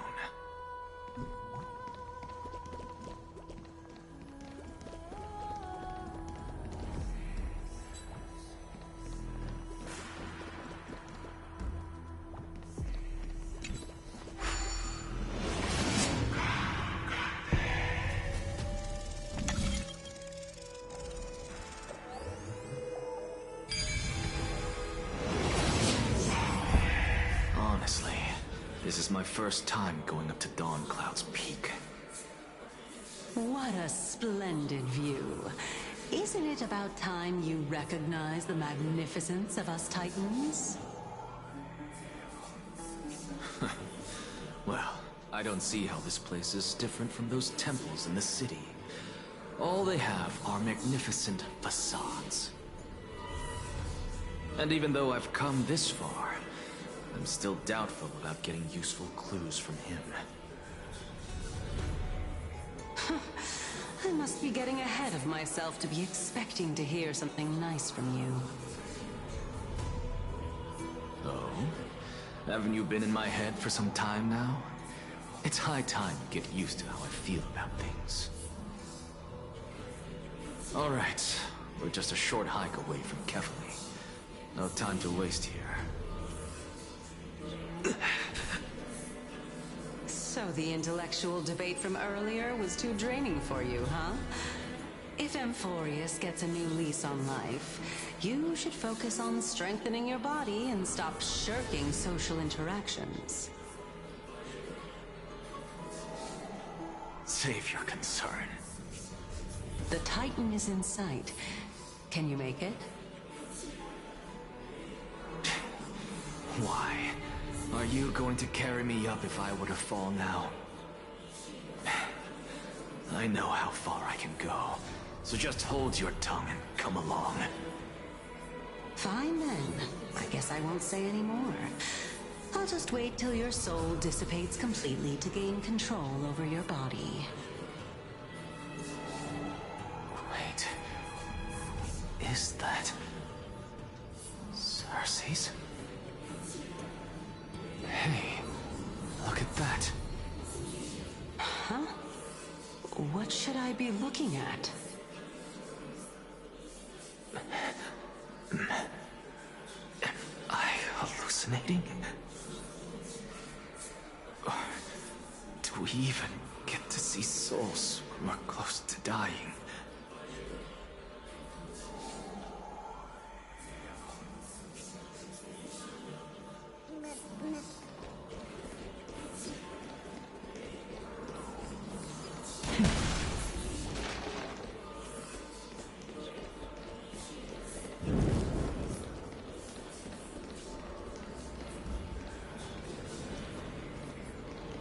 Oh?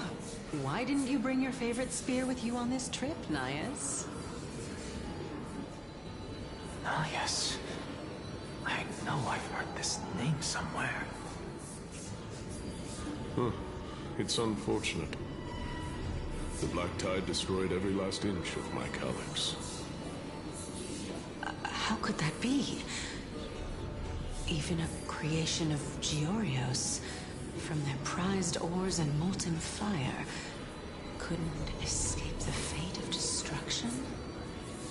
Hey, Cersei's. Do you know a certain Nias? Nias? No, not that I remember. How did you even think up such a strange name? I just saw him. Nias. A warrior-like figure who was just chatting with you here. No, I have no such memory. Could you be hallucinating?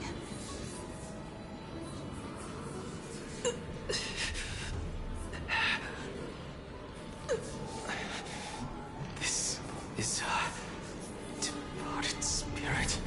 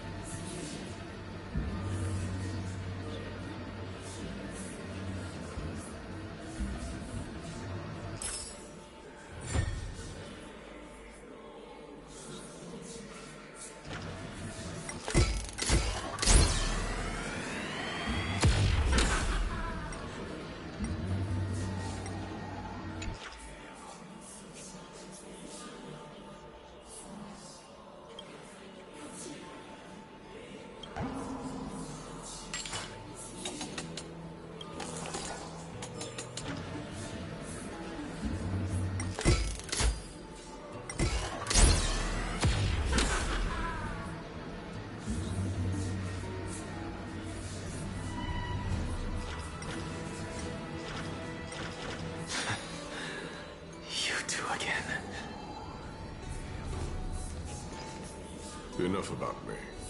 Did Kaos ever reply to you? Well, regrettably.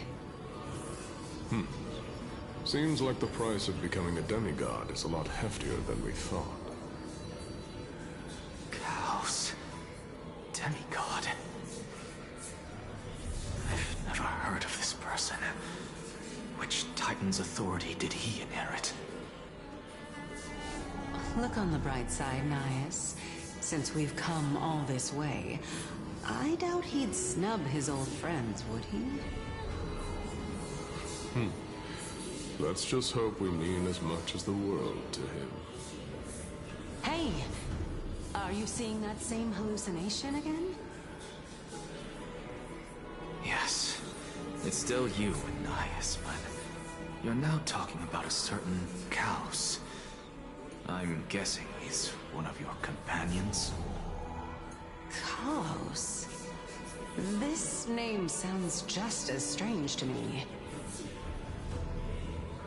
Never mind. I think I know what this is about. If things are as I thought, then they aren't hallucinations, but the souls of people. What?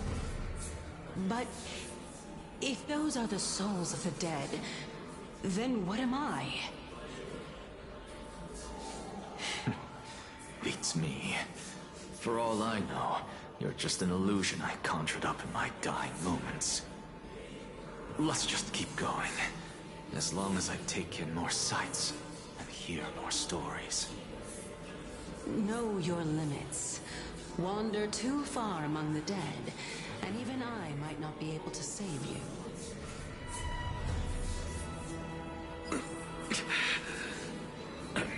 Fine.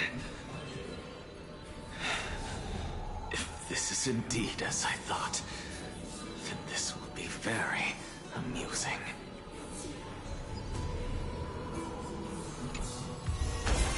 Not too shabby. Useful for alchemy.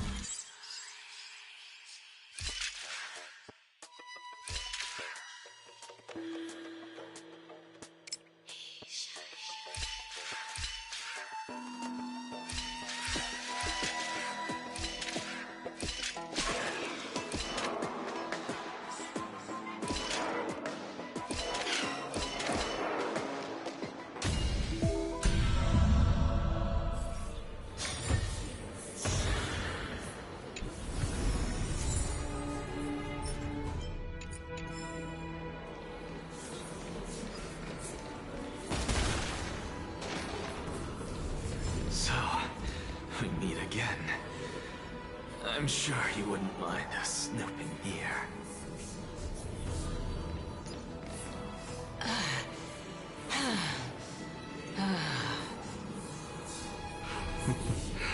Can you keep going? Of course. I'm just...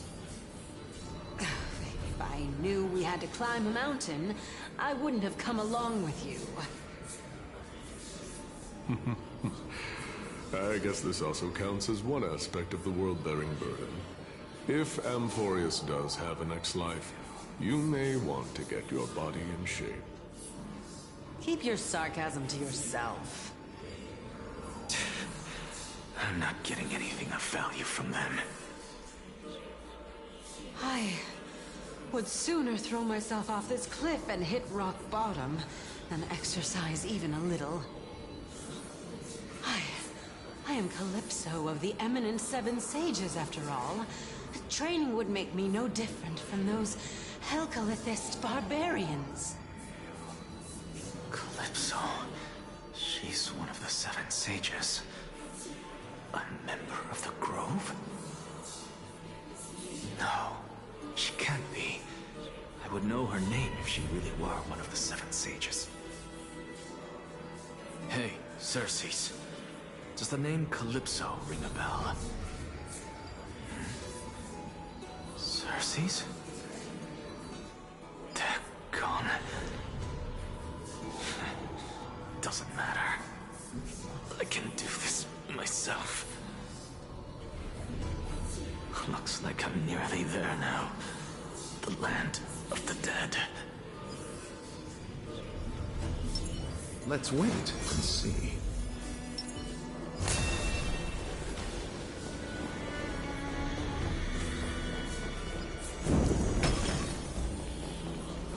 Oh, beautiful old world. Where are you now? Oh, legendary era Chrysia. Return to the mortal realm. Splendid gods once walked the paths we walk. Alas, all that's left of that warmth is a hazy mirage. Why are you chanting that too?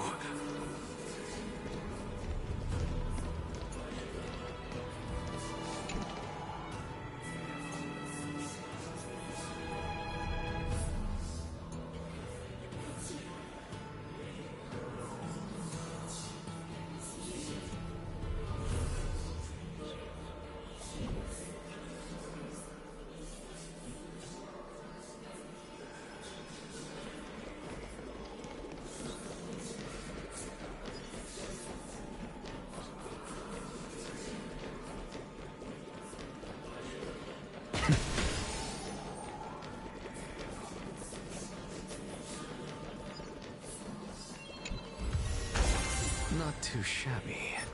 Useful for alchemy.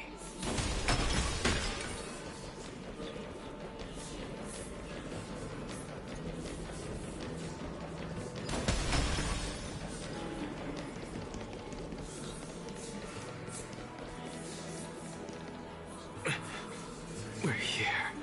Finally. So, I don't get to ask the Titan my question. But all of you make for a pleasant surprise, nonetheless. Very well then. Let me uncover the truth for myself.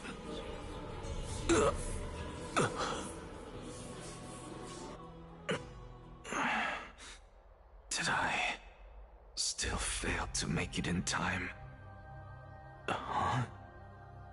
So, I'm back here again. This is... I can hear it. I hear it from the depths of the tides, behind the closed doors of the void world. A voice ready to tell me something. This time, the voice is a lot clearer than before.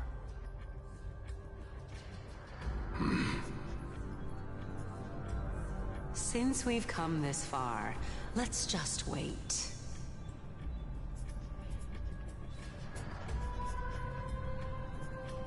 Lord Nias and Miss Calypso, are you both here to visit Chaos, too? Yes, and we've been waiting for quite some time now. Regrettably, he hasn't answered us.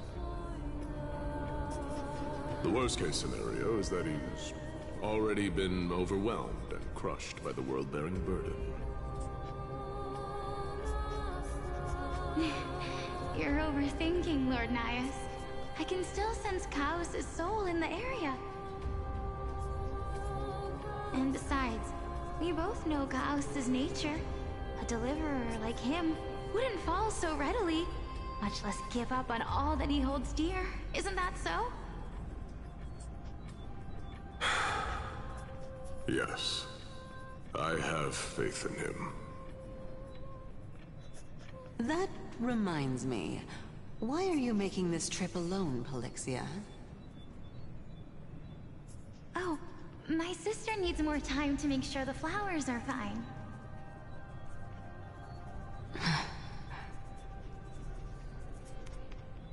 such a pity.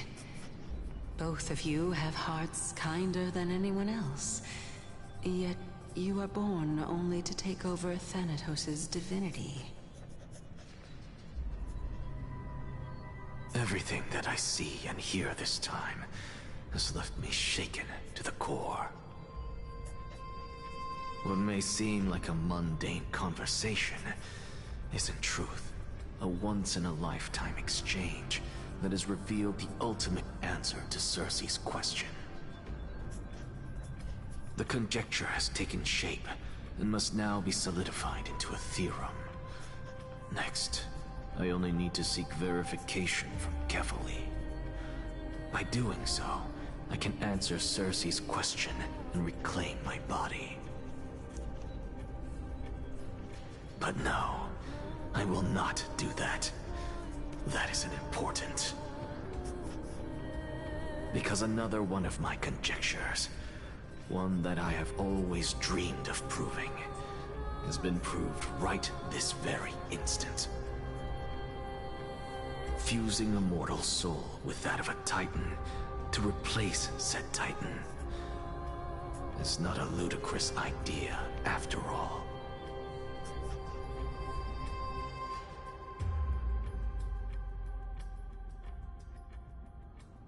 What are you thinking about?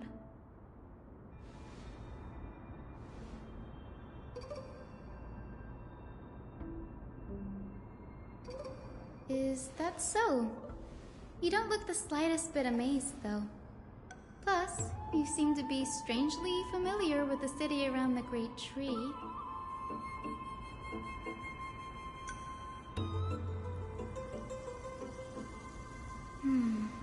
Events of the past, huh? I was also a child when I looked up at Circe's. Their leaves and branches reflected the sparkling stars, and their trunk was like a pillar that supported the sky and ground. I stood at this very spot back then, imagining the day when I could climb to the top of this tree, because I would be the closest I can be to the sky at that spot.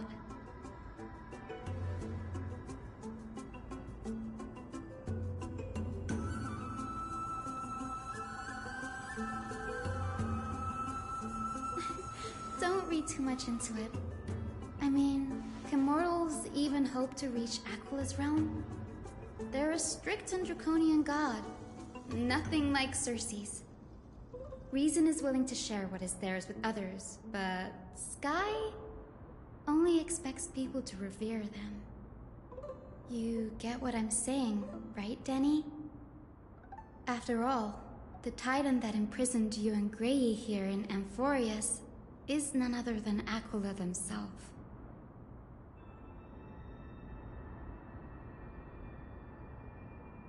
But there will always be people who dream of soaring towards the sky. The Grove has a wealth of research on Aquila, and that is exactly what we are here for. It's just, I never thought Grey would meet with something like that before we set off. As a physician, I should have been there by his side.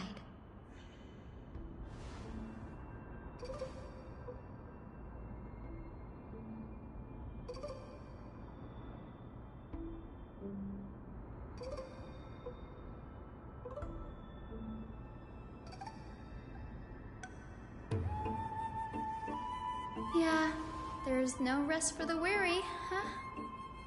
In any case, what we're looking for could be anywhere in this enormous grove. Let's split up to cover more ground. Danny, with your skills, I'm sure those monsters born of the Black Tide will pose no threat to you anyway.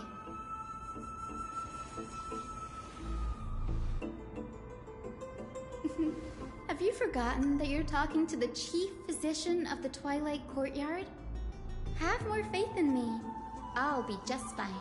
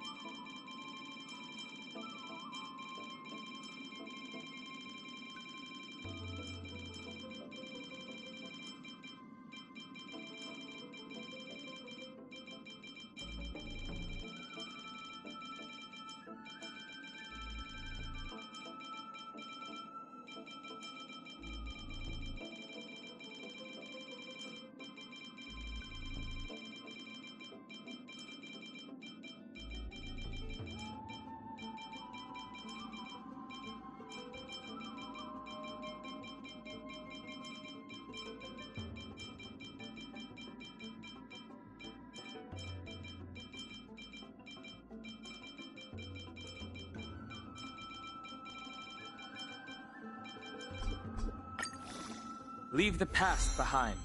The future beckons my thoughts.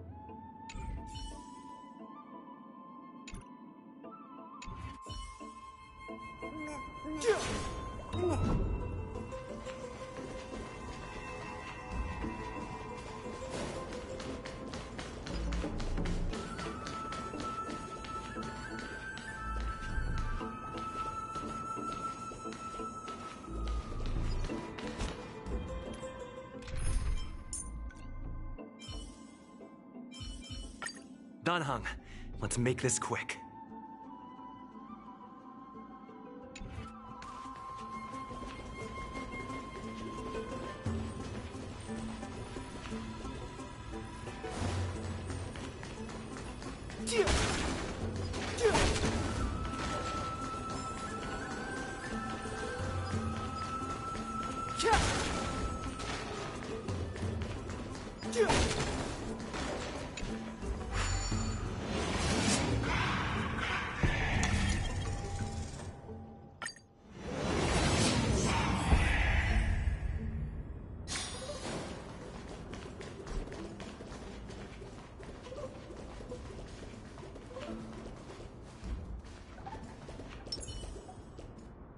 Let's wait and see. This will strengthen our position.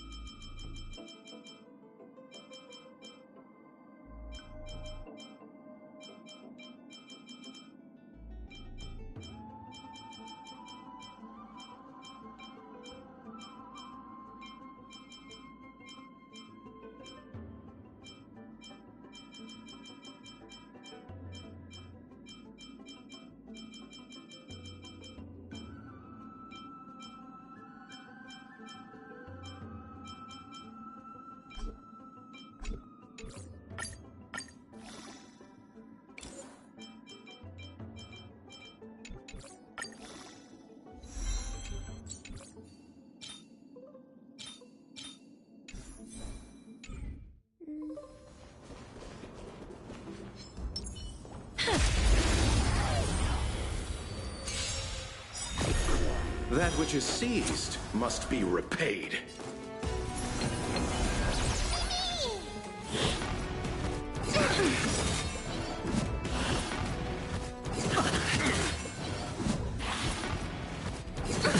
Nothing major.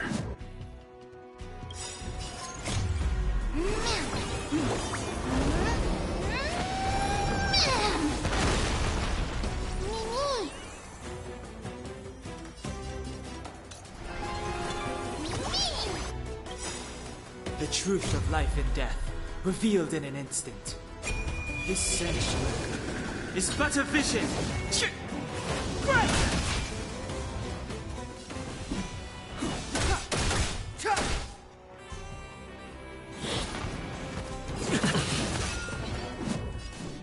I grant you this, as you wish.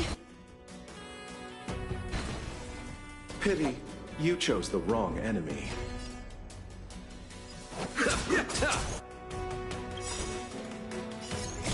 Embrace new life, Pollux.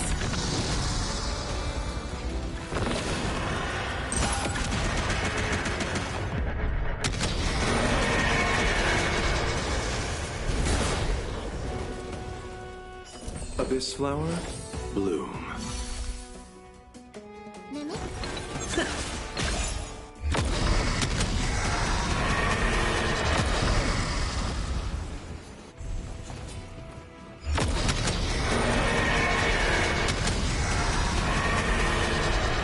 I only wish that death may protect us.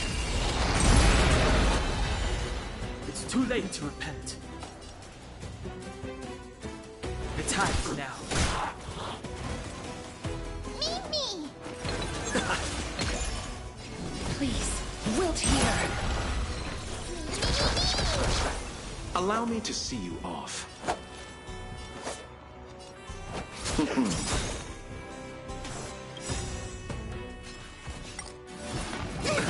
Nothing may. Eternal sleep is not the end. The dead will return!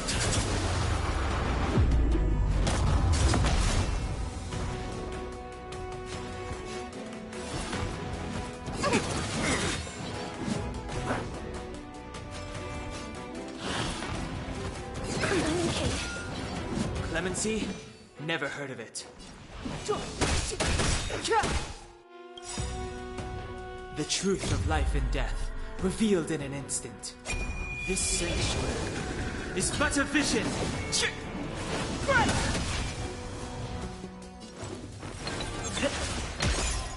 I grant you this, as you wish.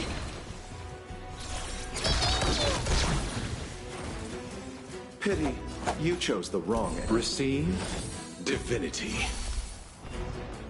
That which is seized must be repaid.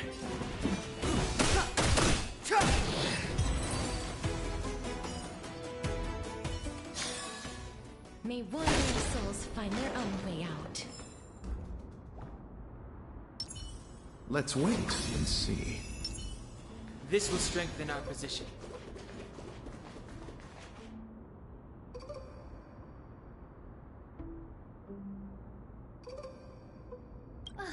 Really now? This is way more trouble than I could have asked for. Or you could sit back and watch.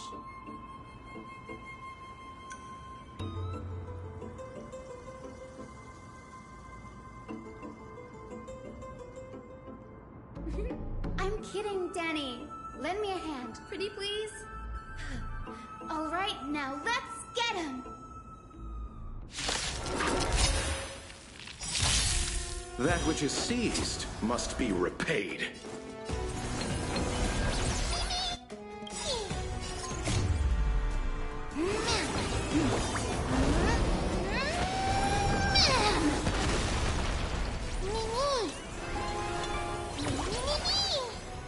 Life is please. Wilt here. Abyss flower, bloom.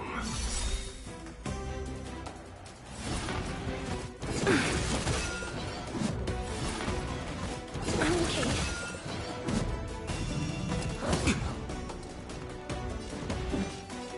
The time is now.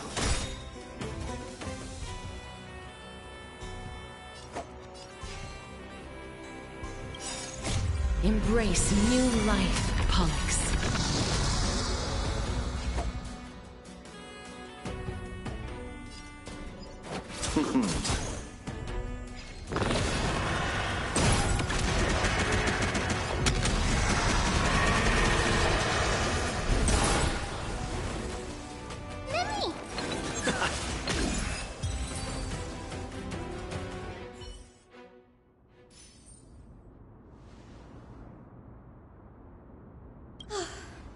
The Black Tide is remarkably quick to detect the light of Amphorius.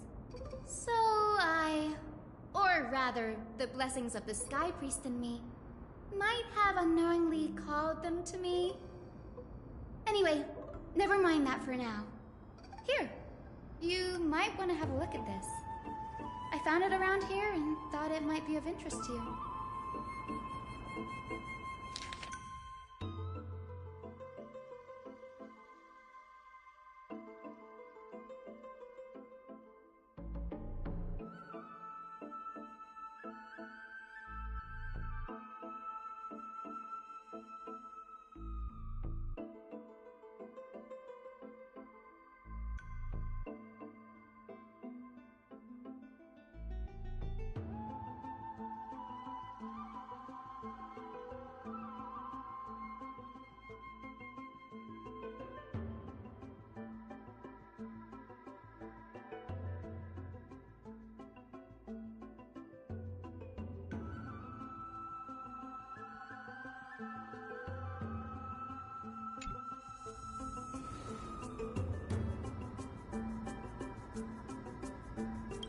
This is new.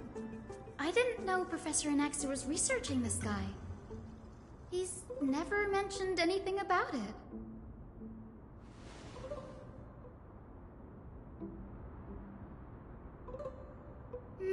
Might is an understatement.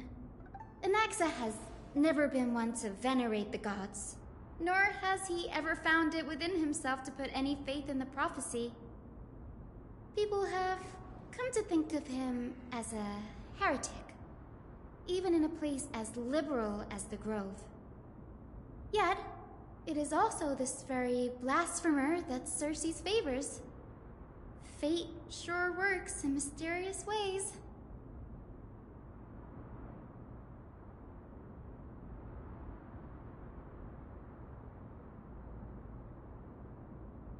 Oh, let me have a look.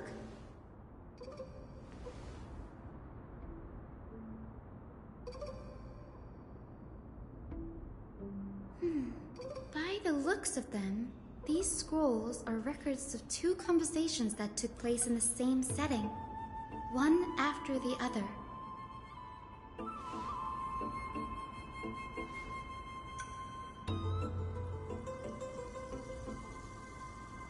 Sure, go ahead. The Grove of Epiphany is home to 7 schools of thought. While all 7 schools are founded on the ideologies of Thalesis, the first scholar, each is unique in its own way. Among them, the Venerationists revere and worship the Titans the most.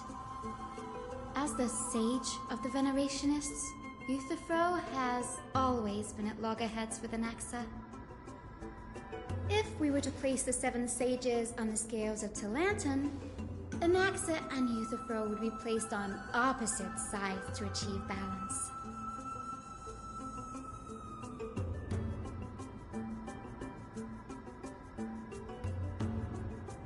Nearly everyone in Amphorius has heard the story of the skyships by now. Aquila's stature is loftier than the heavens, and their divine retribution is merciless. That's why it's no use building giant skyfaring ships. Oh, but I do wonder if a supercharged mini Treaty cannon could slip past their watch.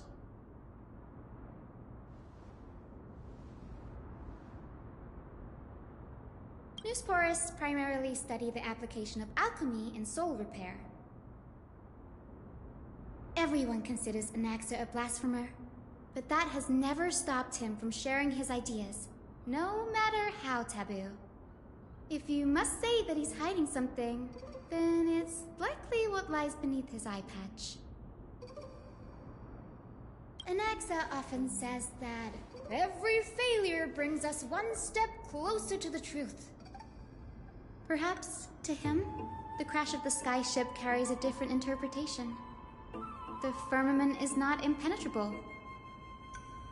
On the contrary, it was precisely because the skyship represented the first step toward breaking free from the shackles of the Earth that it provoked the wrath of the Sky Titan and brought divine punishment upon itself.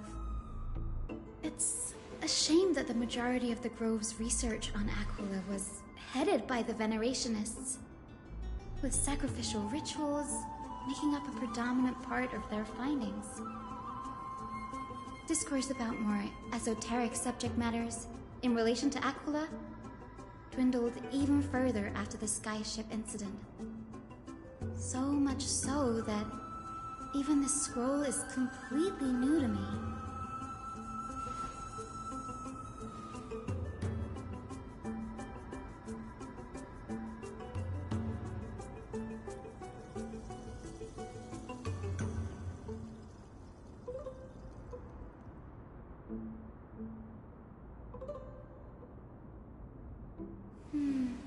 That's what I'd like to know. What are these experiments he's involved in? Even I, the assistant lecturer, know next to nothing about them.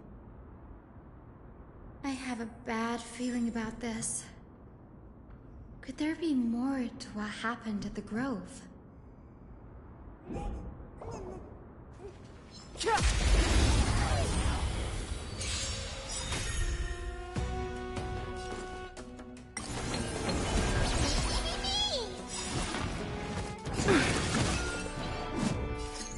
The dead will return!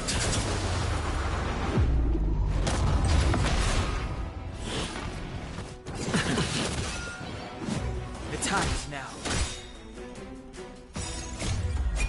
This sanctuary is but a vision. I grant you this, as you wish. Please, wilt here. Abyss flower, bloom. That which is seized must be repaid. Receive divinity.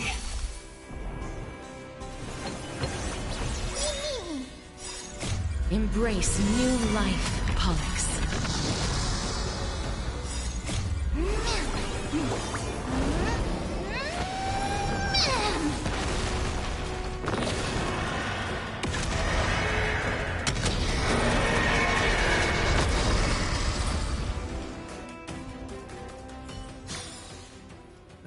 Past victories don't guarantee future ones.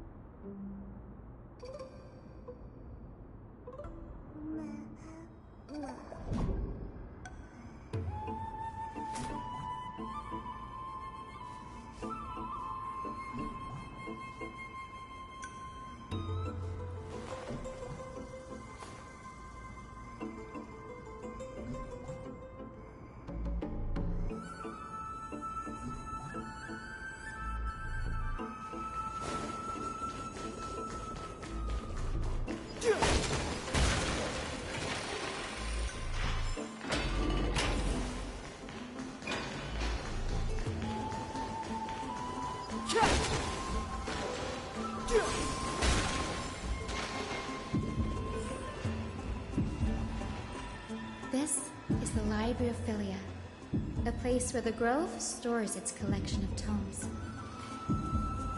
Other than books written by the 7 schools, you can also find philosophical texts, ballads, and religious writings from the Outlands here. Cities that desire to learn from the Grove were apparently expected to contribute knowledge of equal value to what they saw. We've had more than our fair share of hilarious episodes over the years. For instance, it's said that the Erythrocheramists once borrowed a manuscript from a certain author, but ended up returning a copy instead of the original. What's more, the original manuscript was supposedly then hidden here.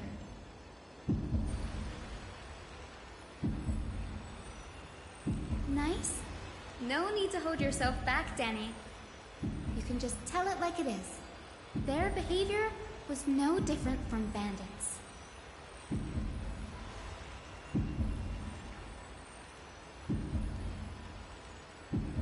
Whew. You've got me there. Some said you couldn't even find a dictionary in Castrum Kremnos, so I guess they were spared. There are too many books in the Library of Philia. Flipping through them all will take too long. Why don't we use the Biblioslate to search for the texts we need? We can bring them back to Akama for reading after that.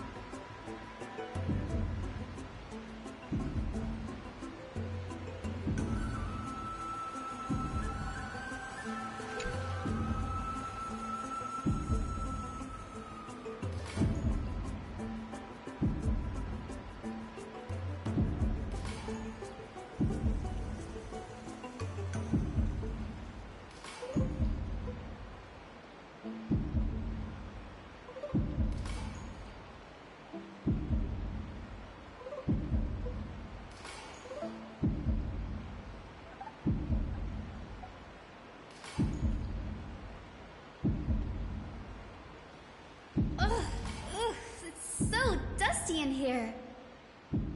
Whoa. Are these all complaints about him? I can already see what they must have written. Anaxa has no respect for the gods. His very existence undermines order in our society.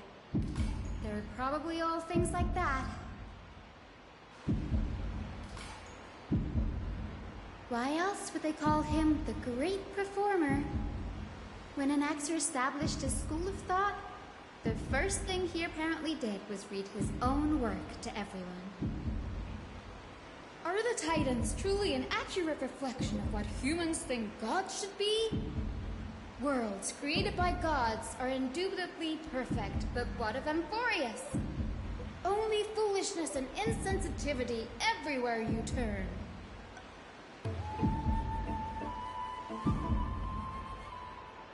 They marched him straight to the seat of judgment before he could finish. Though what he took on in the end was more of a debate than an actual trial. He had to address every one of the scholar's allegations, or face expulsion from the grove. The first allegation was... Do you agree that since the Titans created the heavens and earth, so the mountains, rivers, and seas must likewise be their creations?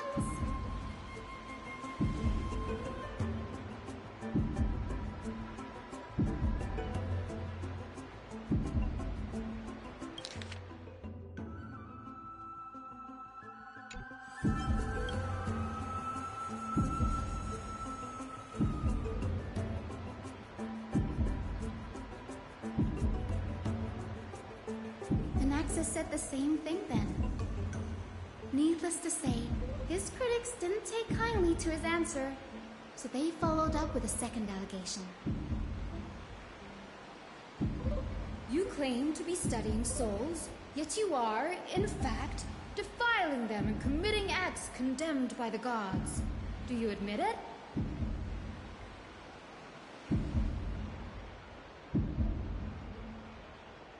Anaxa always wears an eye patch, never removing it, even when alone. Some say he used one of his eyes as an alchemical ingredient. Every being in the world owes their safekeeping to Kithily, and this is even more so for the Chrysos heirs who have divine blood coursing through them.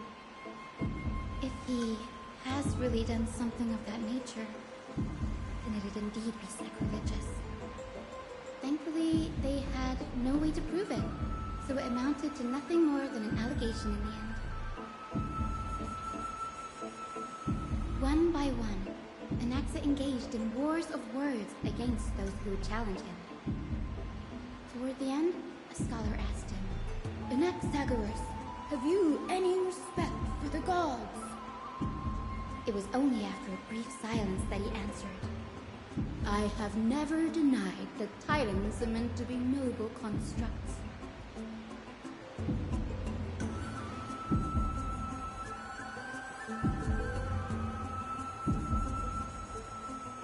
Yes, I'm not sure how that controversy was eventually resolved, but what's for certain at least is that Anaxa was allowed to stay in the grove where he continued his research, despite being regarded as a heretic.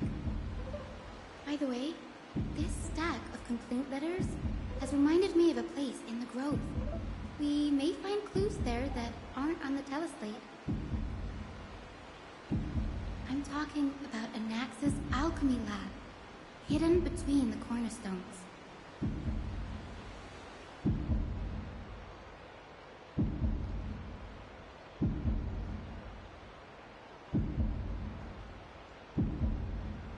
It's a well-kept secret.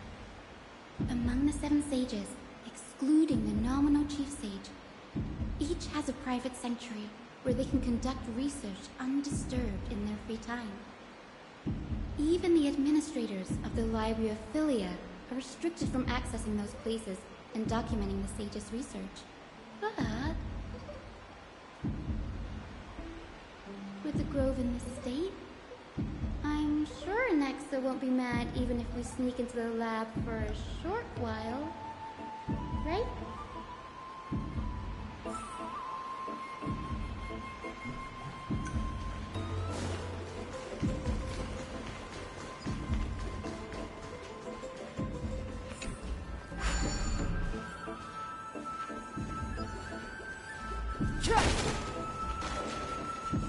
This will strengthen our position.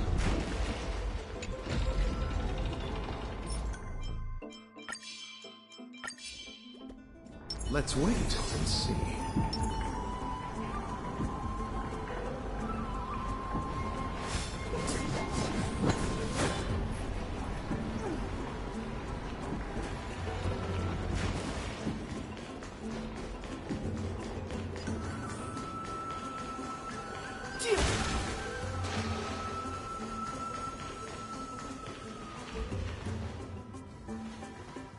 This is the place. But where is everything? Materials for alchemical experiments, matrix diagrams, and even the seal to the lab. They're all gone. Did the Black Tide destroy it all?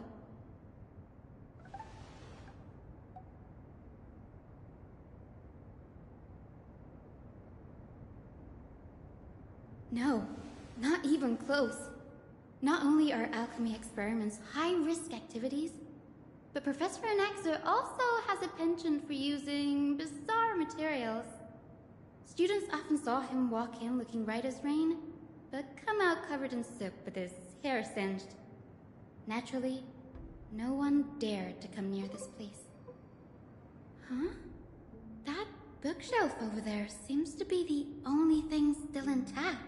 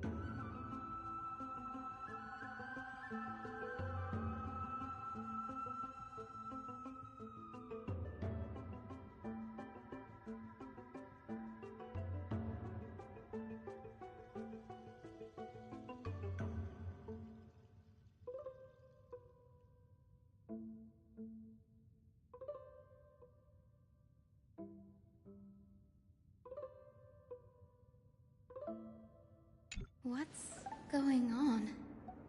Anaxa is conducting research on our friends in Alchema and... me?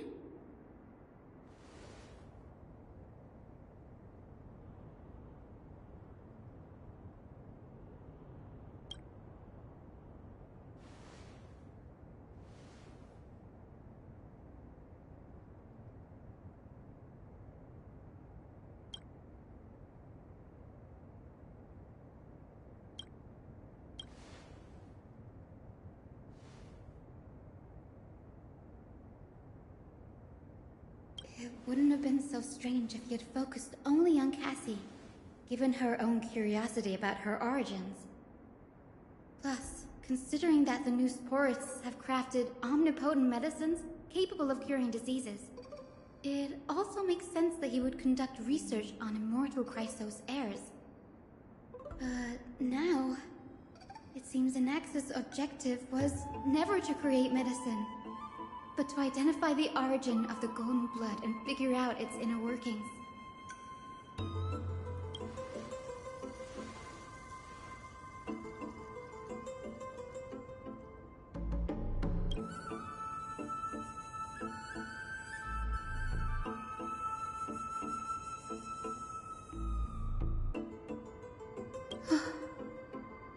Danny, look at this. I have a bad feeling about this.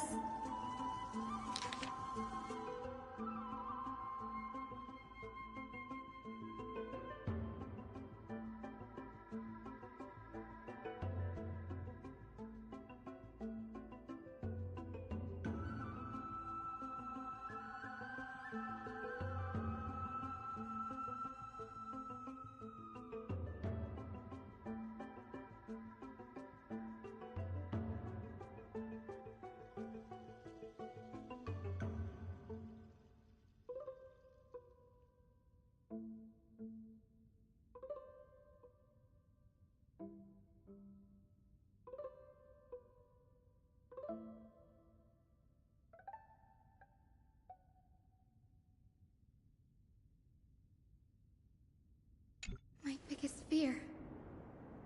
It's come true. After going through his notes, I think I can piece it all together now. Anaxa was carrying out experiments on soul transmutation.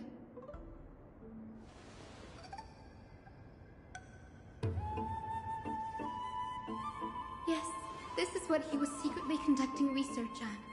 Something he had to keep hidden from others. Compared to his public speeches, this is the real blasphemy. Oh, I just thought of something. Do you remember when the Black Tide was approaching? The Grove had planned to send Cersei's core flame to a safe place. But an accident happened along the way, and Anaxa lost his life in the process.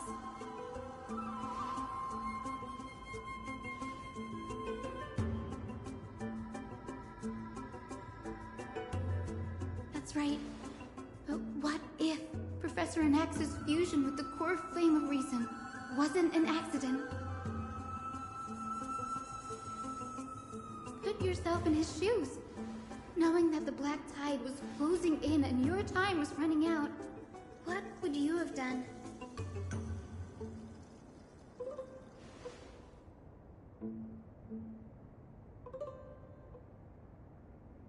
Exactly. When the Black Tide came, the true reason Anaxa headed to the Luminary Throne was to transmute and fuse himself with the Titan's core flame. No. Judging from how he reacted after the event, the results came as a surprise. Maybe he failed to consider the possibility that Cersei's would make a similar decision. The manuscripts detailing all the alchemical formulae have been taken away. His research is still ongoing.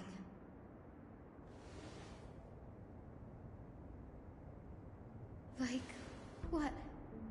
There's only one Titan left in the world now. No. No way.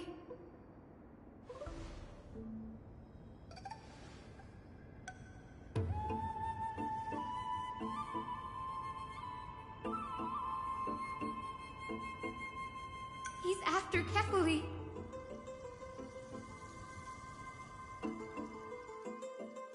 Sir, this sky above us, it's not real, is it? Of course not.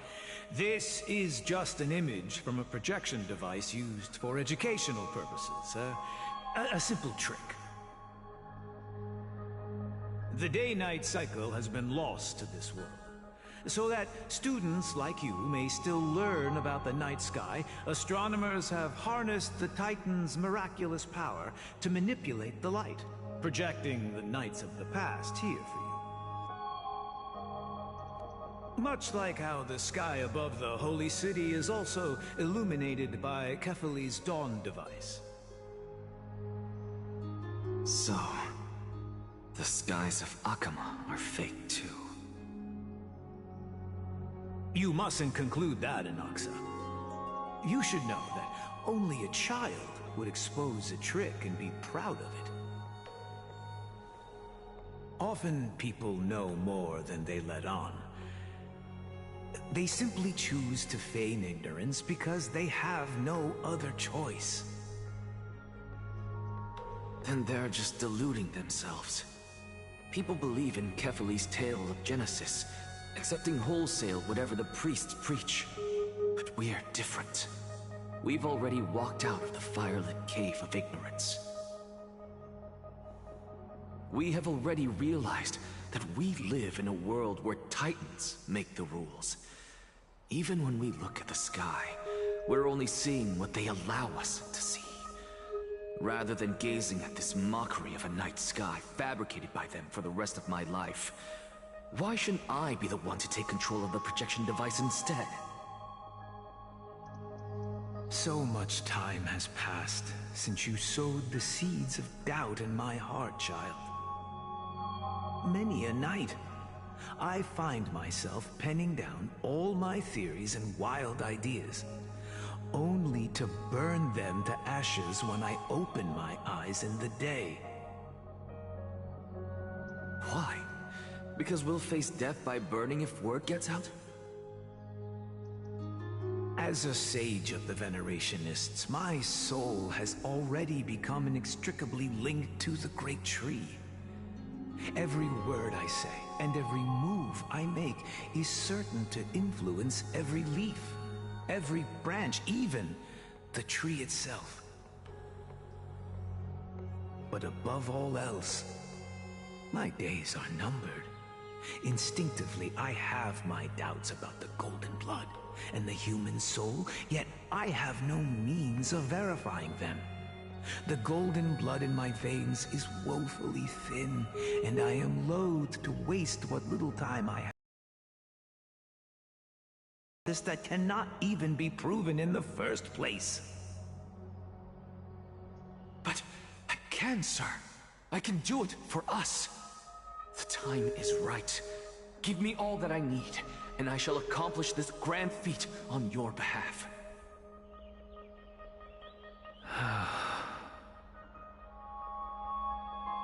You're right.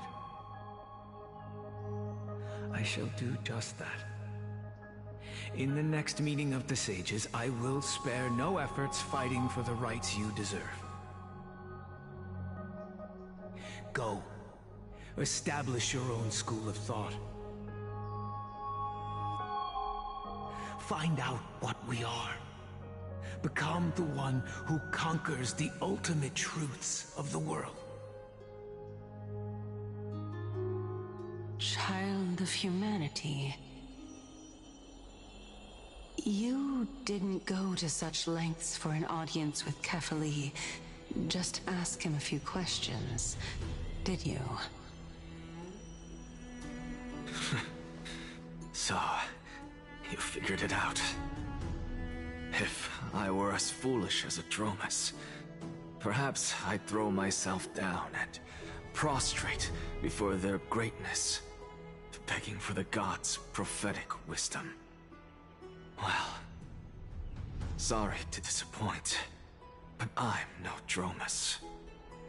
Alas, I am a human, standing tall on 2 feet, possessing both intellect and pride. Before such power, does it make any difference whether you're a human or a Dromus? I'm sure you're familiar with the story of the Styxians. When the raging waves threatened to swallow them, they didn't just give up and become sitting ducks. No.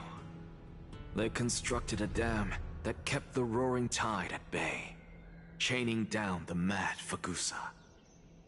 They call me a blasphemer, Circes. But that doesn't mean I deny the existence of gods. It's just...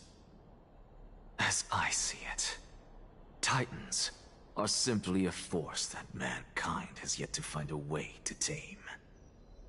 Oh? If power that rivals the Titans is what you crave, why not conform to the prophecy and brave the trial? Why stop at harnessing the power of the Titans when I can do so much more? The source of life is what I wish to grasp, to understand what makes up the soul, and to learn what we really are. Thanks to you, I've had the chance to personally verify, in more ways than one, that the soul indeed ceases to exist in death. But where there is death, there is life. And where there is an end, there must also be a beginning. How then is a soul born? That was the only unknown variable left in my calculations. And by the sound of it, you have already formed a conjecture. No, I have already drawn a conclusion. In my journey unto death just now, I finally saw the answer with my own eyes. Professor Anaxa, I'm here. His life hangs by a thread. I must ask you to refrain from taking any unnecessary steps. Of course. I'll bring this to a conclusive end, and give you the answer you so desire. However, in accordance with the principle of equivalent exchange, I must also demand from you what I need. As you wish. Don't you care to know what the price might be? It's a matter of uncovering the truth about the Death Titan and his survival. This may be the only time I can ever save someone's life. There is no need for me to think twice. I see. In that case, let the show begin. Indulge me. Am I correct to say that you intend to prove Thanatos' whereabouts and prove the nature of our existence now? Before I begin, I must confess I had been stuck in a cognitive trap all this time. As unrelated as these two propositions may seem at first glance, they are in fact logical equivalents. They are merely two different ways of telling us about what the soul is at its core. The reason I say this is, as I've mentioned earlier, the answer was hidden in my journey unto death. Anaxa, you were in the Netherrealm? Yes, I am but a living dead man now, but that's not important. What truly matters is, I overheard a conversation between heroes. That's not all. Remember how I said you were a part of that conversation too, Circes? And I've told you that I have no recollection of such an event. That was likely just an illusion conjured up by the mind of a dying man. Of course you would remember. Because that wasn't you. That was Calypso, one of the 7 sages of the Grove. Calypso? Huh? That's the name I made up on a whim when speaking to this girl. How do you know of it? And surely you jest. Don't you think I, of all people, would know if that were the name of one of the 7 sages under the shade of my tree? Don't you claim to know the Grove's past like the back of your hand? It seems you've lost even the memories seared into your soul. Use your head, Circes. Since all of this took place in the realm of the dead, it stands to reason their likenesses are of souls from the past. The living cannot step foot into that world, so who could they be? Think about Calypso. Why does she share your likeness, yet you have no idea who she is? The answer is evident, is it not? Those fallen heroes are the mortal incarnations of the Titans before their ascensions to godhood. The gods aren't master creators born out of thin air. And they are no different from humans, because they all evolved from one.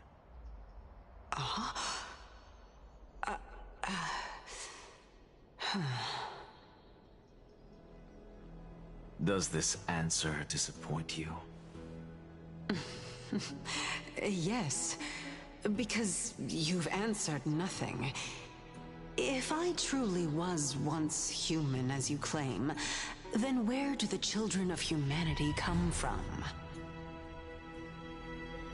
Even on the off chance that you speak the truth, this brings us no closer to grasping Thanatos' whereabouts. How are we to find them? I knew you would say that. But it matters not. I know what I'm doing. Actually, why don't we have this supreme being standing before us tell us everything? You can revive a Titan? Humans cannot return from the dead.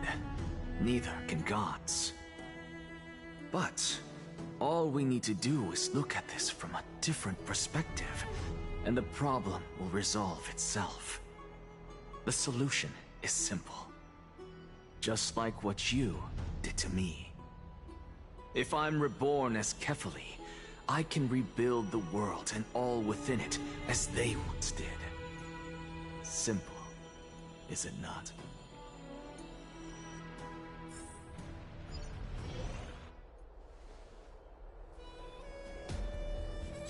I have news from Hyacinth and Danheng.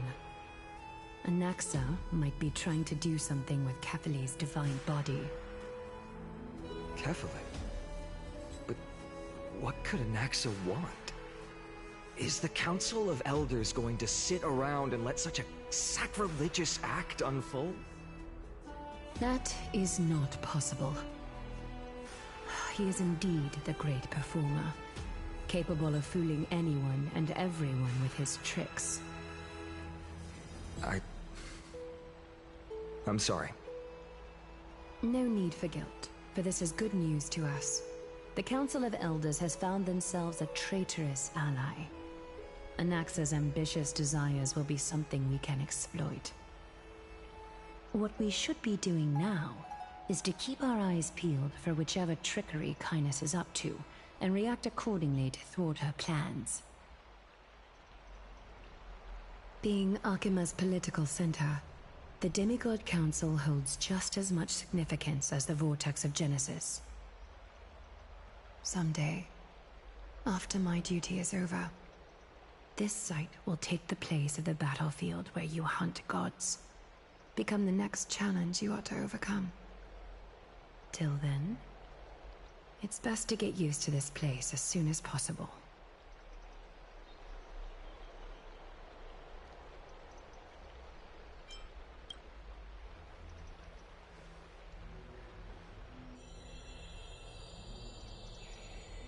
Preposterous!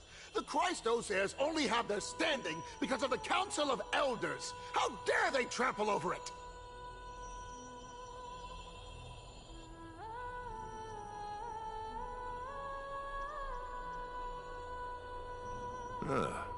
It's been a while.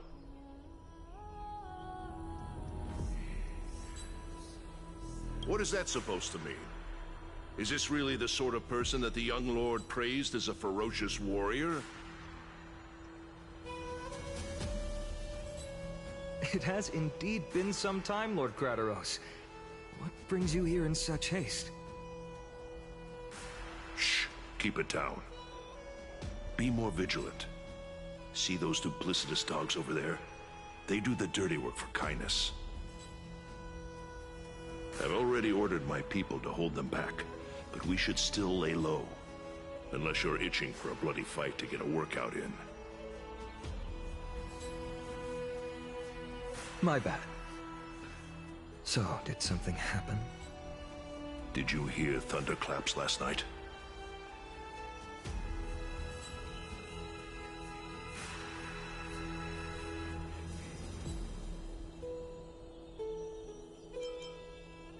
Hacker, what? He's been through a lot lately, please pardon him. Can you tell us more about these thunderclaps? Thunderclaps are beacon signals of strife. They are a message from the young lord. He threw a spear bearing several words at Akama. Watch out. The Flame Reaver is back. I guessed as much.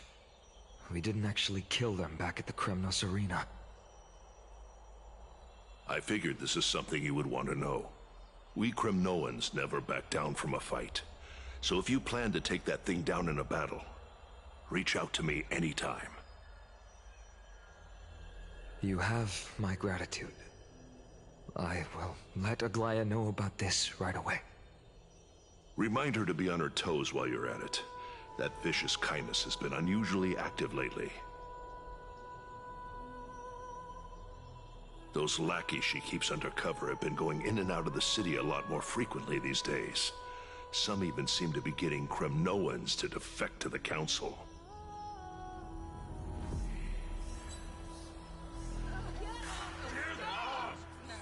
How dare you! No place there!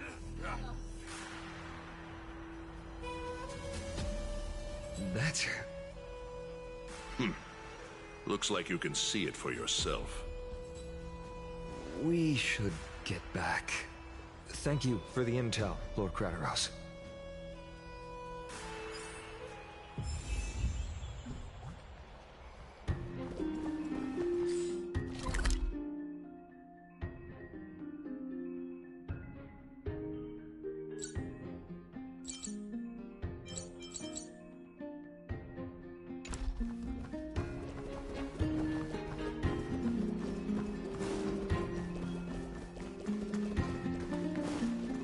By Catholy into Lent and above, as the Theoros I have observed. Virtuous citizens of Akama, Fine and Vides, Elysiae, and the Outlander are heading toward us.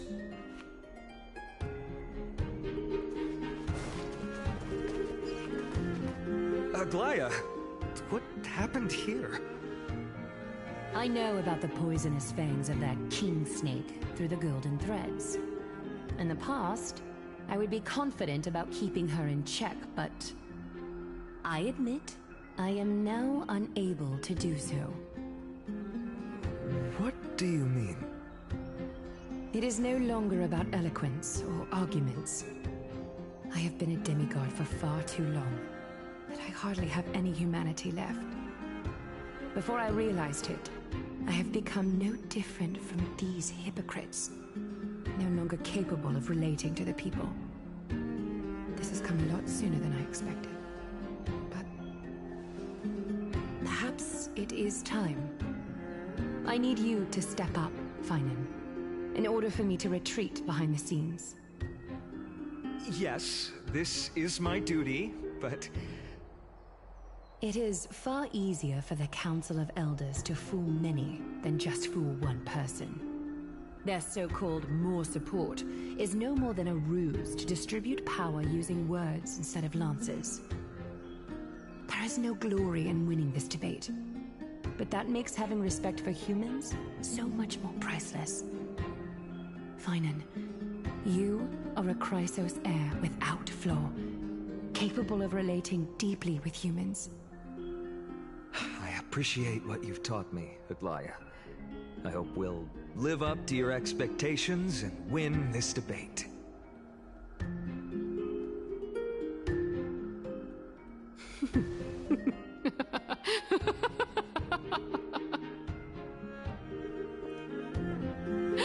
Oh, you've done well, Lord Calictus. Let me take over and personally close this debate for today. Dearest counselors, let it be known that I sorely miss the blissful times portrayed in lyrical poems. Back then, Amphorius was home to nearly 1,000 cities, each with their own local faith, while gods walked the earth and shared close bonds with humans.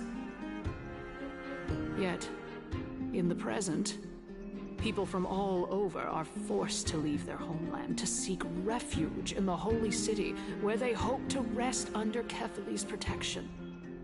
All of us have long been in the same boat, with no way out of this plight. We didn't have a choice in the past, but now the Council of Elders brings to the table a new possibility. All I have left is one question for you. Would you rather strive toward the unheard of Era Nova, or return to the prosperous Era Chrysia of our past? Make your choice. Now, which of the two would lead mortals to an ideal future?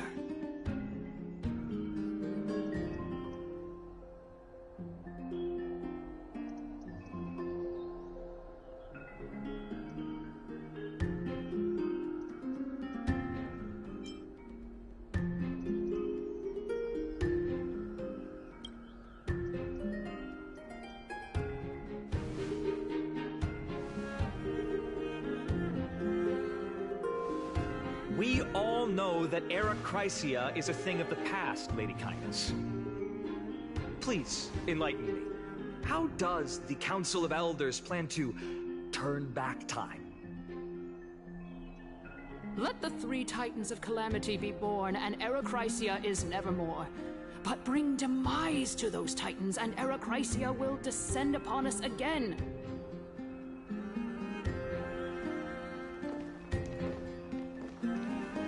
Know that the Council of Elders is never one to make empty promises. Look at who we have on our side. Anaxagoras, one of the Grove's 7 sages, and Castorus, Idonia's goddess of death. With the help of these 2 heroes, I can promise all of you that Era Chrysia will exist once more. Aren't they Chrysos heirs? They're supporting the Council of Elders instead? It's clear from the start that these heroes do not get along well in their group. All the more proof that Aglaya is unfit to speak on behalf of every Chrysos heir. I am in favor of Era Chrysia. Era Chrysia! Era Chrysia!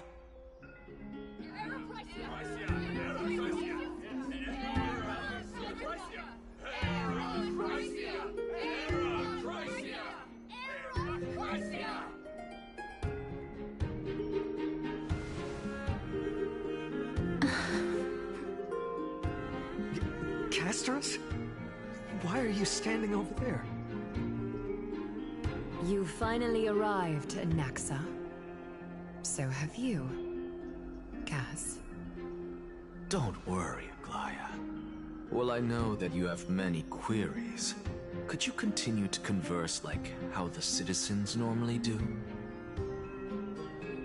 Tell me, dear citizens, if we successfully retrieve and return Thanatos' core flame without anyone passing the Death Titan's trial, what would happen next?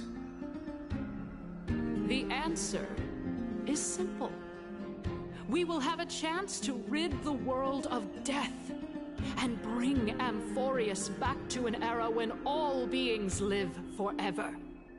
We'll usher in a new future that will be entirely different from the Flame Chase journey. He's one of the 7 sages. That's impossible. I really don't believe it. Your proposal is much too idealistic. As long as the Black Tide still exists, how can we go back to the old days? Remember what I previously said? Kefali's core flame is guarded by the secret power of the Council of Elders. Plus, Pagusa's water curtain will be able to block out any external perceptions. Tell me, dear citizens, have any of you ever seen even a glimpse of the threat that this person is talking about anywhere within the walls of this majestic holy city?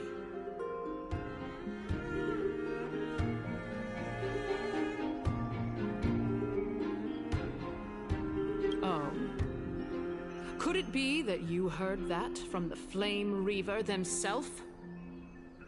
Citizens, let's loudly sing the blessed hymn. Oh, beautiful old world, where are you now? Oh, legendary Era Chrysia, return to the mortal realm. After the destruction of the 3 Titans of Calamity, the Flame Chase journey will have to end. Era Chrysia! Yes! Yes! It has to end! It has to end! It has to end! This is bad. The masses are now totally riled up. Anaxa, pray tell. Everything that you've mentioned hinges on the premise that we can find Thanatos' existence, right? Thank you, Lady Aglaya, for still caring about this city. However, dear citizens, we are truly fortunate and blessed. For Castoris, Idonia's goddess of death, will surely find Thanatos under my guidance. What? With that, I solemnly promise that the core flame Lady Castoris brings back will be personally managed by the Council of Elders. Thereafter, if we are able to garner the support of all of you at the Citizens' Assembly, we shall spare no effort in ensuring that the Era Chrysia will return to our world once again.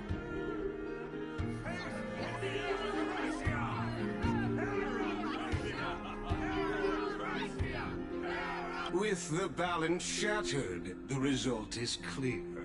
Buy carefully into Lent and above, as the Theoros I have observed. Akama has chosen her destiny. The issue up for discussion at this Citizens' Assembly shall be modified to the suspension of the Flame Chase journey. This resolution shall be put up on the Wall of Heroes, such that all citizens are aware of the city's way forward.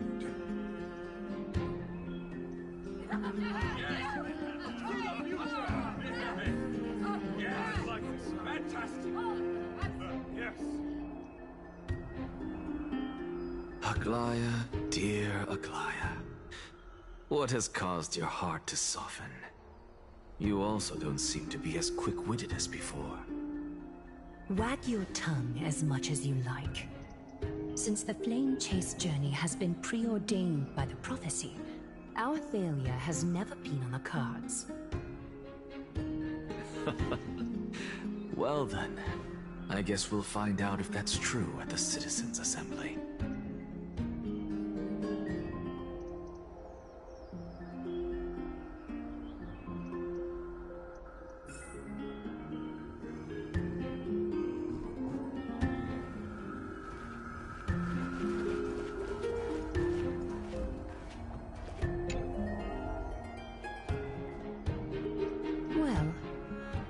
It seems that when I sent you to look for Anaxa, I unintentionally facilitated your partnership with him instead.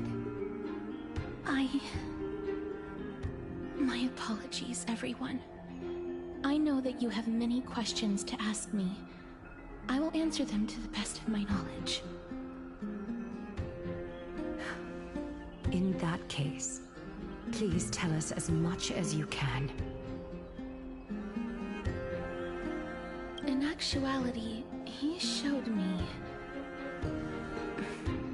a past that was both long and heavy. The reason I say this is as I've mentioned earlier. The answer was hidden in my journey unto death. Anaxa, you were in the Netherrealm? Yes, I am but a living dead man now. But that's not important. What truly matters is, I overheard a conversation between heroes.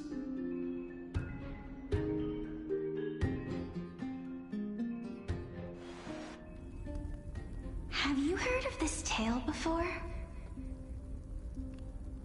A tale about the ocean god's treasured pearl, our hometown.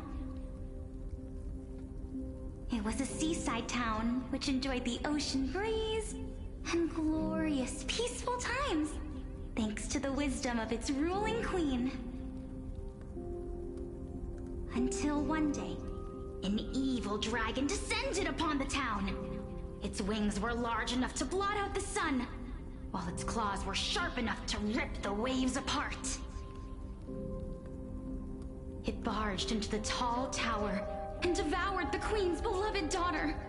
It even settled itself in her bedroom, like a tyrant king. The queen assembled 300 warriors who managed to subdue the evil dragon by chaining it up. However, when the queen slit open the dragon's belly, she realized that the princess had long since been digested, and all that was left of her was a pile of bones. Devastated, the queen wept for several days. It was then that a devious, smooth-talking scholar arrived at the palace and suggested that the princess could be revived through the use of dragon bone and dragon blood. That liar called this process the secret art of alchemy. The princess was reborn! The queen was overjoyed, blissfully unaware that the evil dragon's soul still lurked within the princess's body. As revenge, the evil dragon swallowed the poor queen, the glib liar, the courageous warriors, and all of the town's innocent civilians in a single gulp. Worse still, the souls of the deceased refused entry to the Netherrealm because they were filled with regret. Forced to roam the mortal realm, these resentful souls ultimately converged into a river of souls that would not retreat for a long time. The terrifying death had consumed all. Thereafter, our hometown fell into ruin as well. Until...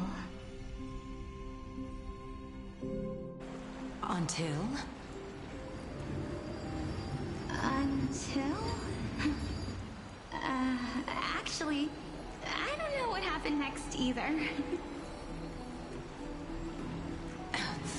Oh my... It seems that you still like to whet people's appetites even after all this time, Pelixia. So, according to your story, this is how I used to look? It's practically a mirror image. And yet, what exactly is this? A miracle that I created with alchemy. As for what it is and how I was able to accomplish it, I'll keep the answers to myself for now. Oh, my goodness. Is this cliffhanger really necessary?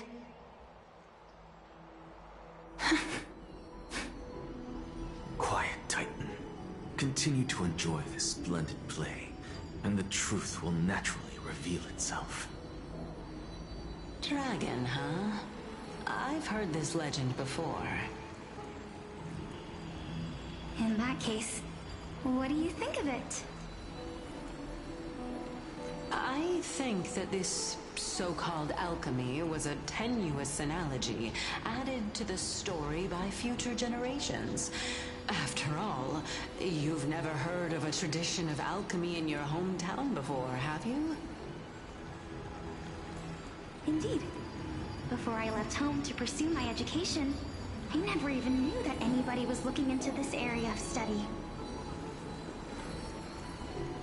Therefore, we can just treat this tale as a fable told to young children.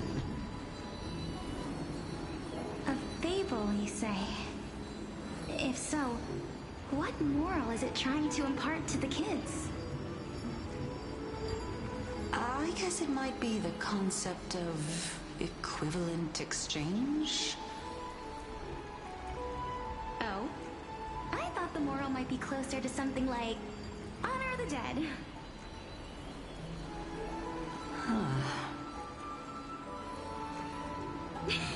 What? At a loss for words?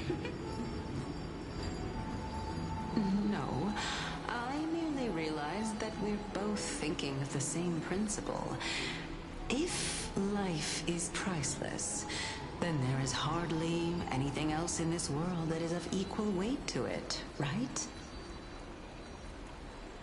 Indeed. As expected of the wisest scholar in the land. You flatter me. Why don't I ask you a question as well, as a form of equivalent exchange? Of course. What is your question? If I imparted my knowledge of the art of alchemy to you, would you use it to resurrect someone you loved? What? What kind of strange question is this? I got it. You're just trying to get me to tell you whether I like anyone, right? Let's just leave it at that. That was rude of me. Yes, I would. Oh? Death is inevitable. In the days to come, I'm certain that someone whom I cherish deeply will leave me for good. If such a mighty power really existed, I think I would use it without hesitation. After all, you, me, and the rest will all have to face that fateful moment eventually.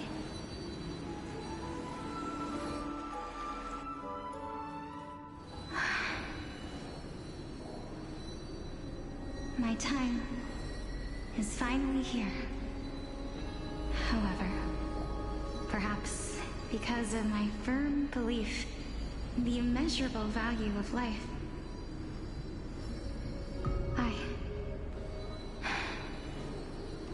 I am unable to complete the trial. You shall wither, and through that, the dead will sprout again from the remains, and be reborn with the dead flame. It is a pity that fate is such a cruel mistress. Is there no other way of interpreting those words? I'm afraid that the meaning is clear. Between my sister and me, one must pay the price. Our trial can only be completed when the one chosen sacrifices her life.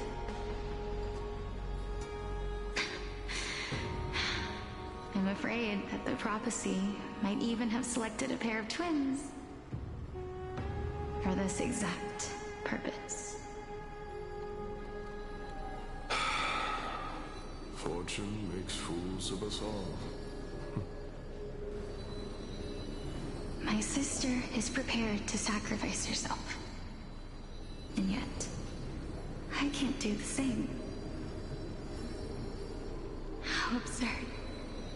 My time is almost up, but I'm still afraid to welcome death. What should we do? If I'm ultimately not able to make up my mind... Since Chaos is willing to guide all of us and leave this trial to the end, there is still plenty of time for you to ponder. That's right. Don't allow the fog of an uncertain future to cloud your mind. Trial, prophecy, the topics that they're discussing seem familiar. But these three people must not have left their names in the epics. Otherwise, I would have some recollection of this. Amphorius's history before the Titans were born was complete chaos. Is that not strange by itself? I have long held three hypotheses about this. However, let's continue watching for now. Calypso, Polixia, and this warrior. I seem to have met him somewhere before. Regarding this matter, Nias, are you confident that you'll complete your trial? Of course. Though, I am worried about what will happen once I've emerged victorious.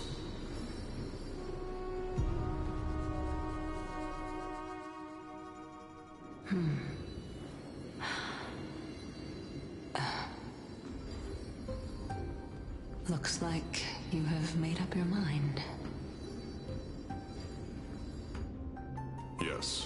This is the safest course of action.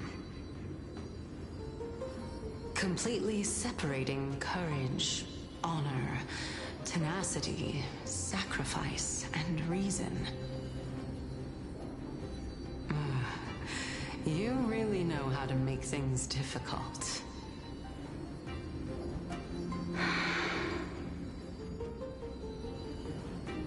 Please, young lady, witness my fall and demise.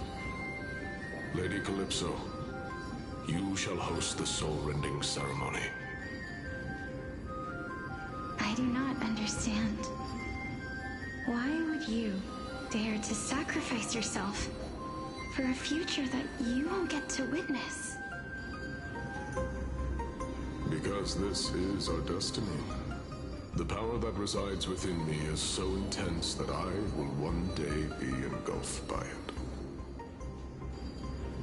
Furthermore, a valorous death before glorious return has always been the path I chose to walk. A journey I began long ago. If your sister or Kaos were in my position, I believe they would make the same choice as well.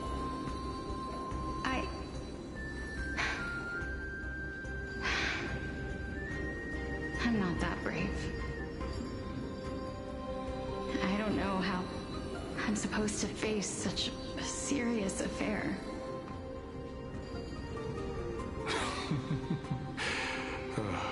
Despite being Death's chosen one, it seems you still don't know how to face it.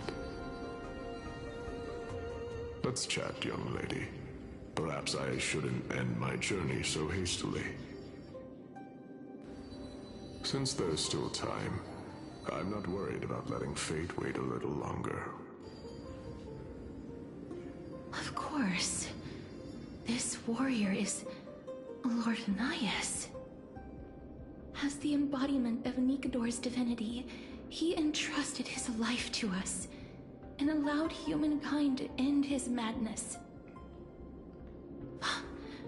That means that what I'm currently seeing before my eyes is in fact... Looks like one hypothesis of mine has already been proven true. These heroes are the true forms of the Titans, before they attained their divinity. If so, the chosen one of death that he speaks of is actually... Polixia? Is the previous form of Thanatos? But her appearance...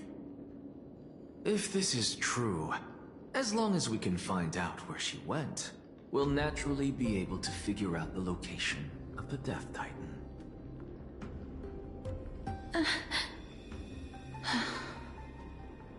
But before that, we first need to witness what ultimately happened to Lord Anaias.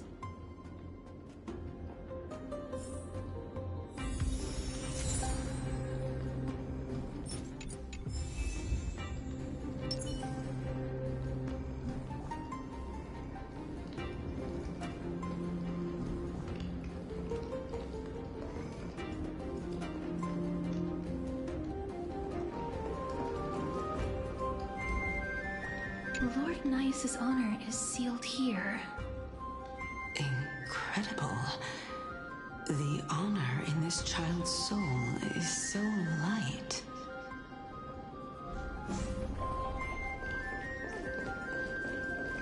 Nikador's courage is a testament that they have never once retreated from a battle. I've heard that these words are still engraved in Castrum Kremnos even today. It didn't occur to me that they were actually part of an alchemical formula.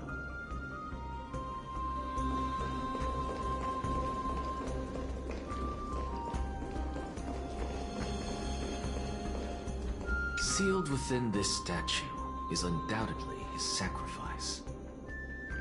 They use their own body as our city walls, keeping out and protecting us from the pervasive spread of madness.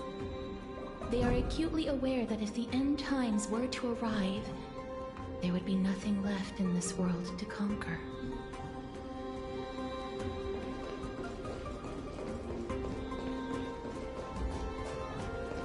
I believe that his tenacity is sealed within this statue.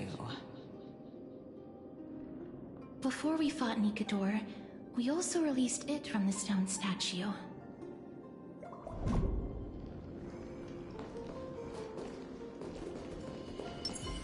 Feeling lucky.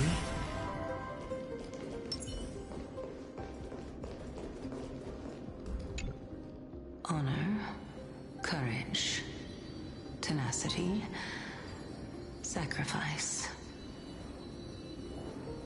And finally, the only thing that remains is reason. Cheer up, young lady. There is no need to shed tears over a glorious death. All farewells in this world are sorrowful, Lord Nias. No, young lady. As a warrior, I have witnessed too many bitter deaths. But now, all I feel is peace. I did not know until this moment that mortals could live their lives in such a way. Although only a sliver of your soul remains, you remain so optimistic.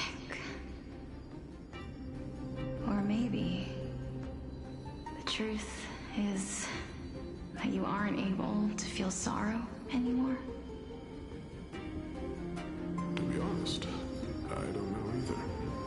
But I am certain of one thing. This is not an acceptance of death nor apathy toward it. It's not even a feeling of despair. I am just enjoying what remains of my life to the fullest. Enjoying? Indeed. Along this journey that we've taken together, not only have I changed the world, I myself have also changed in the process. And now I have reached the journey's end. When I look back and see the grand epic that I've personally written, how could I not revel in that fact? But when you depart the mortal realm, won't all of your accomplishments be reduced to nothing? Separation and death are two sides of the same coin. Reconciling this doesn't come easily for a mortal.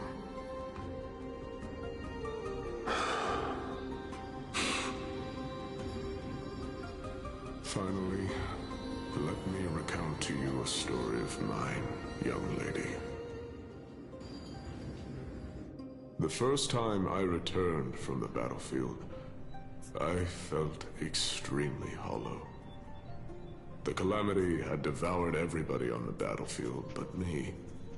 When I returned to the city alone, the citizens held a banquet for me that was far from pleasant.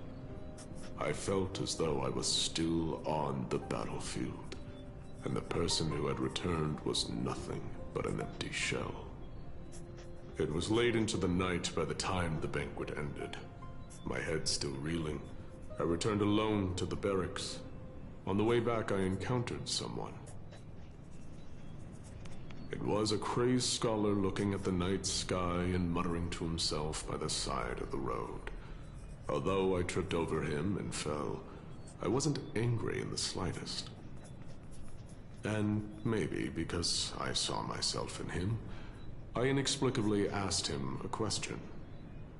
Do you think that it'd be better if we just died on the roadside like a couple of stray dogs? To my surprise, he shrugged his shoulders and sighed. How does someone who is currently experiencing death, dying and living, afford the same amount of bliss? Now please, go away and don't block my starlight. Are you trying to say that there is no difference between living and dying? For they are both journeys that lead toward death? That's exactly what life is, and death is. but a scale to measure how valuable the journey was. Journeys and epics are only glorious and magnificent because all things eventually fade to dust. Therefore, young lady, don't detest your fate. Instead, willingly and respectfully embrace it. The embodiment of strife telling me about the majesty of the world.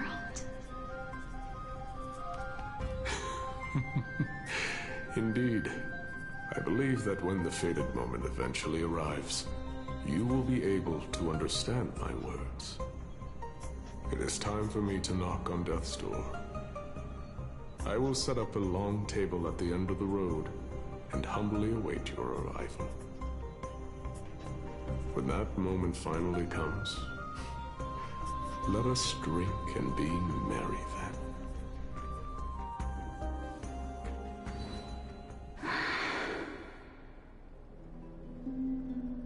I knew this day would eventually come.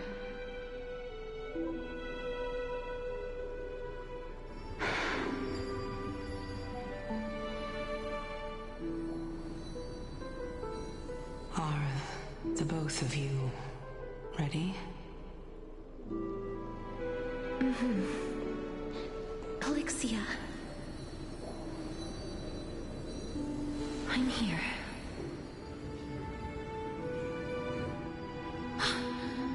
What? This...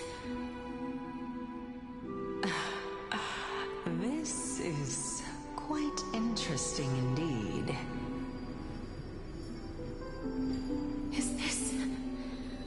Elixia's sister? Is it... me? Now, it's time for us to fulfill our promises.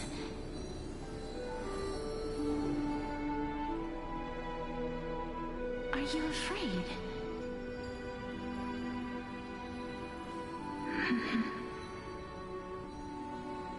What are you afraid of? That I won't be able to do it.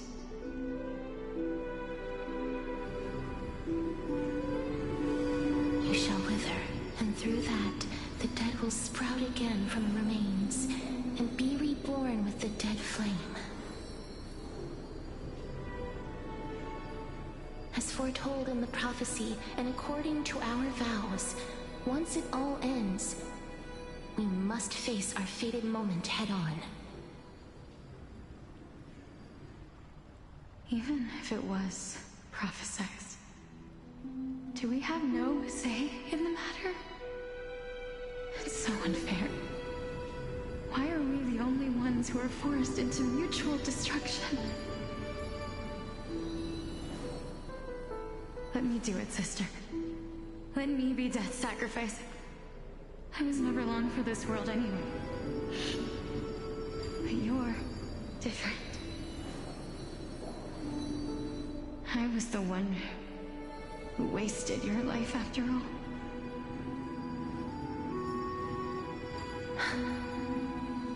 You're wrong, Elixia.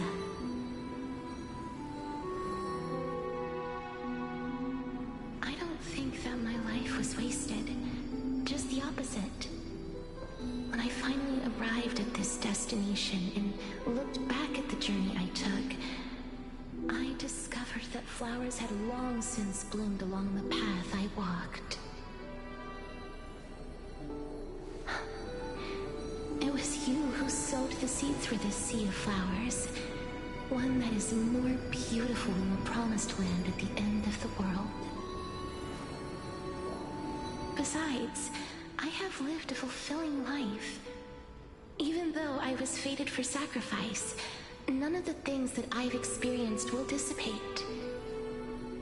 Instead, they'll forever live on as memories inside your head. Will they not?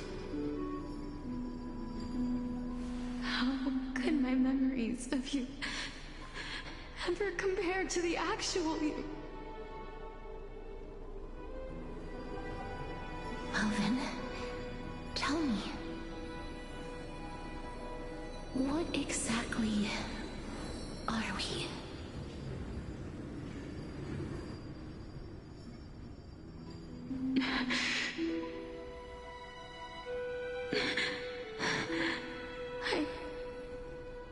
I don't know.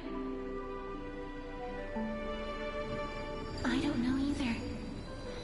But regardless of what the answer is, regardless of how we're shaped by others, or even by this world,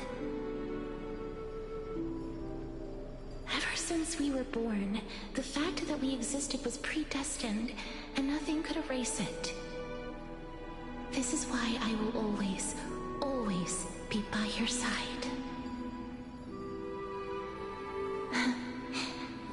We're twins, after all.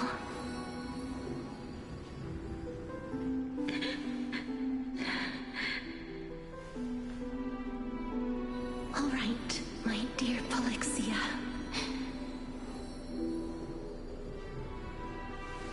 It's time to extract my heart and light the flame of death. After that, use it to plant the first bud in the prophesied new world.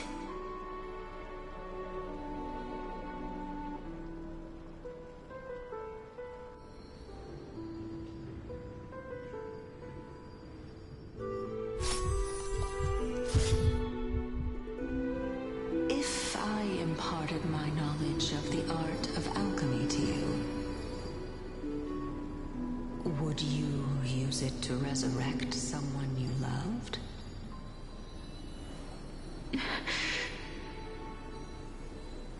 Death is inevitable. In the days to come, I am certain that someone whom I cherish deeply will leave me for good.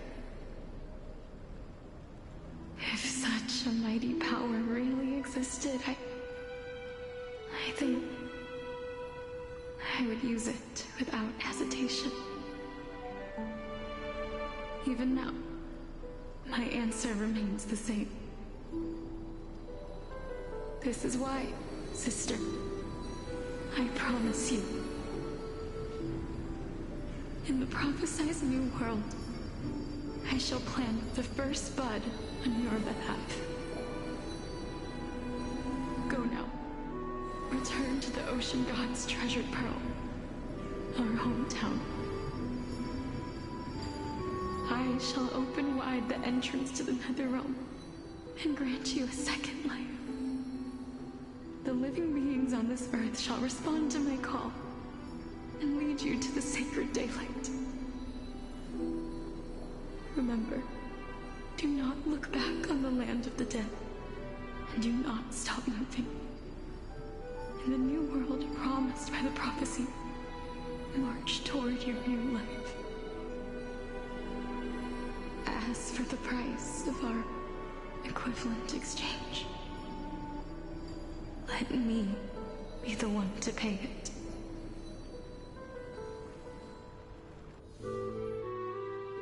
Everybody, we've come to the end. Unfortunately, I am not compatible with the Supreme Being, so I was unable to completely fuse their soul into my own body. However, being able to glean all this from them is exciting enough. I'm certain of this now. Before the Titans that we are well acquainted with were born, a group of heroes roamed the land. These heroes followed a prophecy and took possession of divine authorities one by one, until they eventually became the pantheon of the new world. Just like the flame chase journey of today, Amphorius's history is cyclical in nature. Huh. What a startling revelation. This means that the demigods, who bear the core flames, will also become the new Titans at the world's end, thereby shaping a new world? I believe that this is the truth behind the Era Nova, as mentioned in the prophecy. This is utterly unbelievable. Besides, those twins in the past, even if they really are Thanatos, their whereabouts are still unknown even today. Are their whereabouts truly unknown? Didn't Polixia mention that seaside town? The birthplace of alchemy and the tale of the dragon. In our world, there exists a city which perfectly matches that description. Styxia. But the people there worship Fagusa and bear no relation to Thanatos. I have also never been to that place, as in the time of Idonia, it had long turned into underwater ruins. Take this. This is... the Nusporist masterpiece, the Philosopher's Stone. It was made by transmuting all of the sages' wisdom into a single entity, with their flesh and blood as its foundation. Remember, I've mentioned before that the art of alchemy is all about conversion, tempering, and ascension. This process also applies to the pursuit of truth. Regardless of how unbelievable this sounds, the truths of the world have been refined from the impurities. Think about the story of the dragon. This stone will lead you to your real hometown, allowing you to reform the door to the Netherrealm and discover Thanatos' fate. You still look as confident in your victory as ever. But what if your conjecture is wrong? Simple. I shall merely admit to the entire world that my experiment was a failure. However, my line of thinking will not fail because I have already planted the seeds of doubt into the hearts of the masses. Actions speak louder than words, Castoris. With the assembly about to begin, don't forget the promise you've made. I've already searched for so long. I'm willing to try one more time. While we converse, his life is also slowly slipping away. But before I leave, I have another question. What exactly did we witness just now? That was the world imprinted in Kefali's soul. If we are to prove its existence, you must take the final step. Go. Do not disappoint me. I understand. Hey, child of humanity. Don't get antsy. I still remember the question you posed to me. As a scholar, I do not wish to offer up ambiguous conclusions. Let's discuss this topic again when she manages to find the evidence. I merely wanted to ask, was that stone transmuted from your heart? If so, rebirth is no longer an option for you. Why not? When I was a child, I lost someone dear to me. When I was a teenager, I lost my faith. A while back, although you saved my life, I also lost my soul in the process. Now I'm merely forsaking my body. What's the big deal? Why are you always finding ways to die? Isn't it good to be alive? This is but a necessary sacrifice on my path to transform into the purest of them all. Can someone who's dead even claim to be the purest of them all? Furthermore, if your hypothesis is proven correct, does it not just confirm that the myths are true, and thereby invalidate all your theories? No. It's just the opposite. If my hypothesis is correct, it means that I can actually ascend to godhood and reshape this absurd world that you all have created.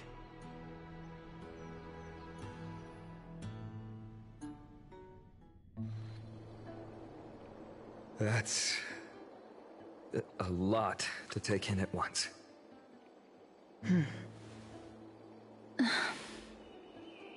Lady Aglaya, please, let me explain. Go on.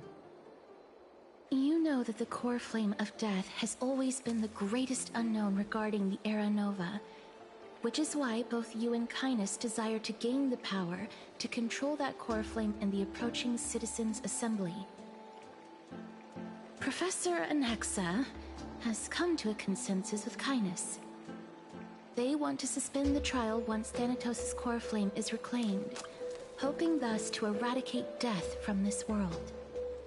If they're successful, then the flame chase journey will cease, and Akama can enjoy everlasting peace.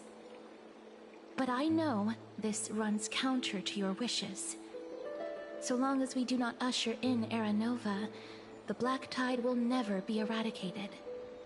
Even with Lord Mighty on the front line, and the Black Tide not posing an immediate risk, the danger nevertheless remains. Honestly, it's difficult for me to assess the pros and cons in this decision. But someone must bring the core flame before we can begin negotiations over it. The Titan could be very near. I cannot let this chance slip by. Besides, someone has to make this trip to bring back Mr. Soul. Well said. You already had every reason to seek an audience with Thanatos. It's that great performer who has weaponized your wishes and placed us in this difficult situation. A world without death. Do you desire that too? If fate dictates that my path must oppose yours, I will do all I can to resist it and protect what I aspire to achieve. Lord Mighty showed me that without taking the first step, all talk of what follows is moot.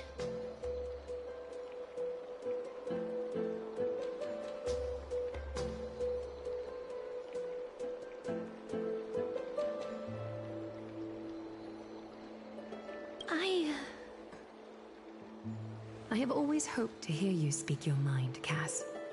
And I am glad to have heard your true thoughts.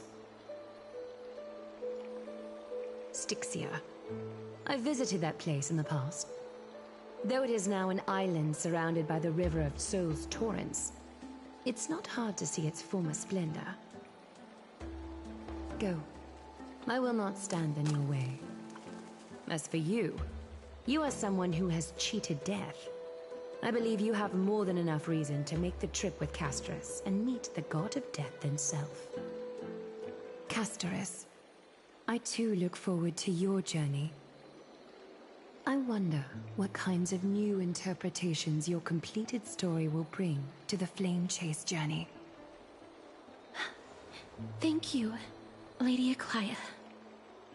I hate to put a damper on this heartwarming moment, but if Styxia is now an island surrounded by the river of Souls Torrents, then how do we find a way in?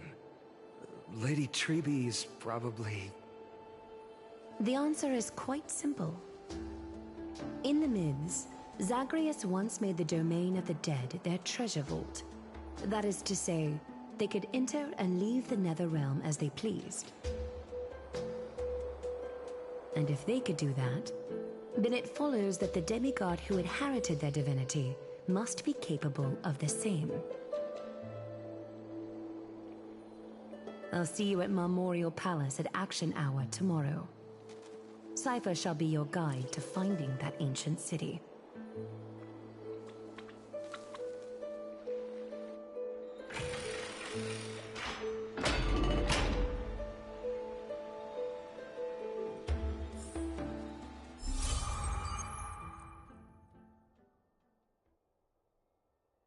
Hey,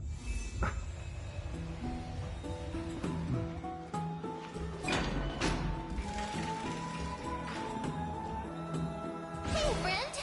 Is the debate finally over? Did you win?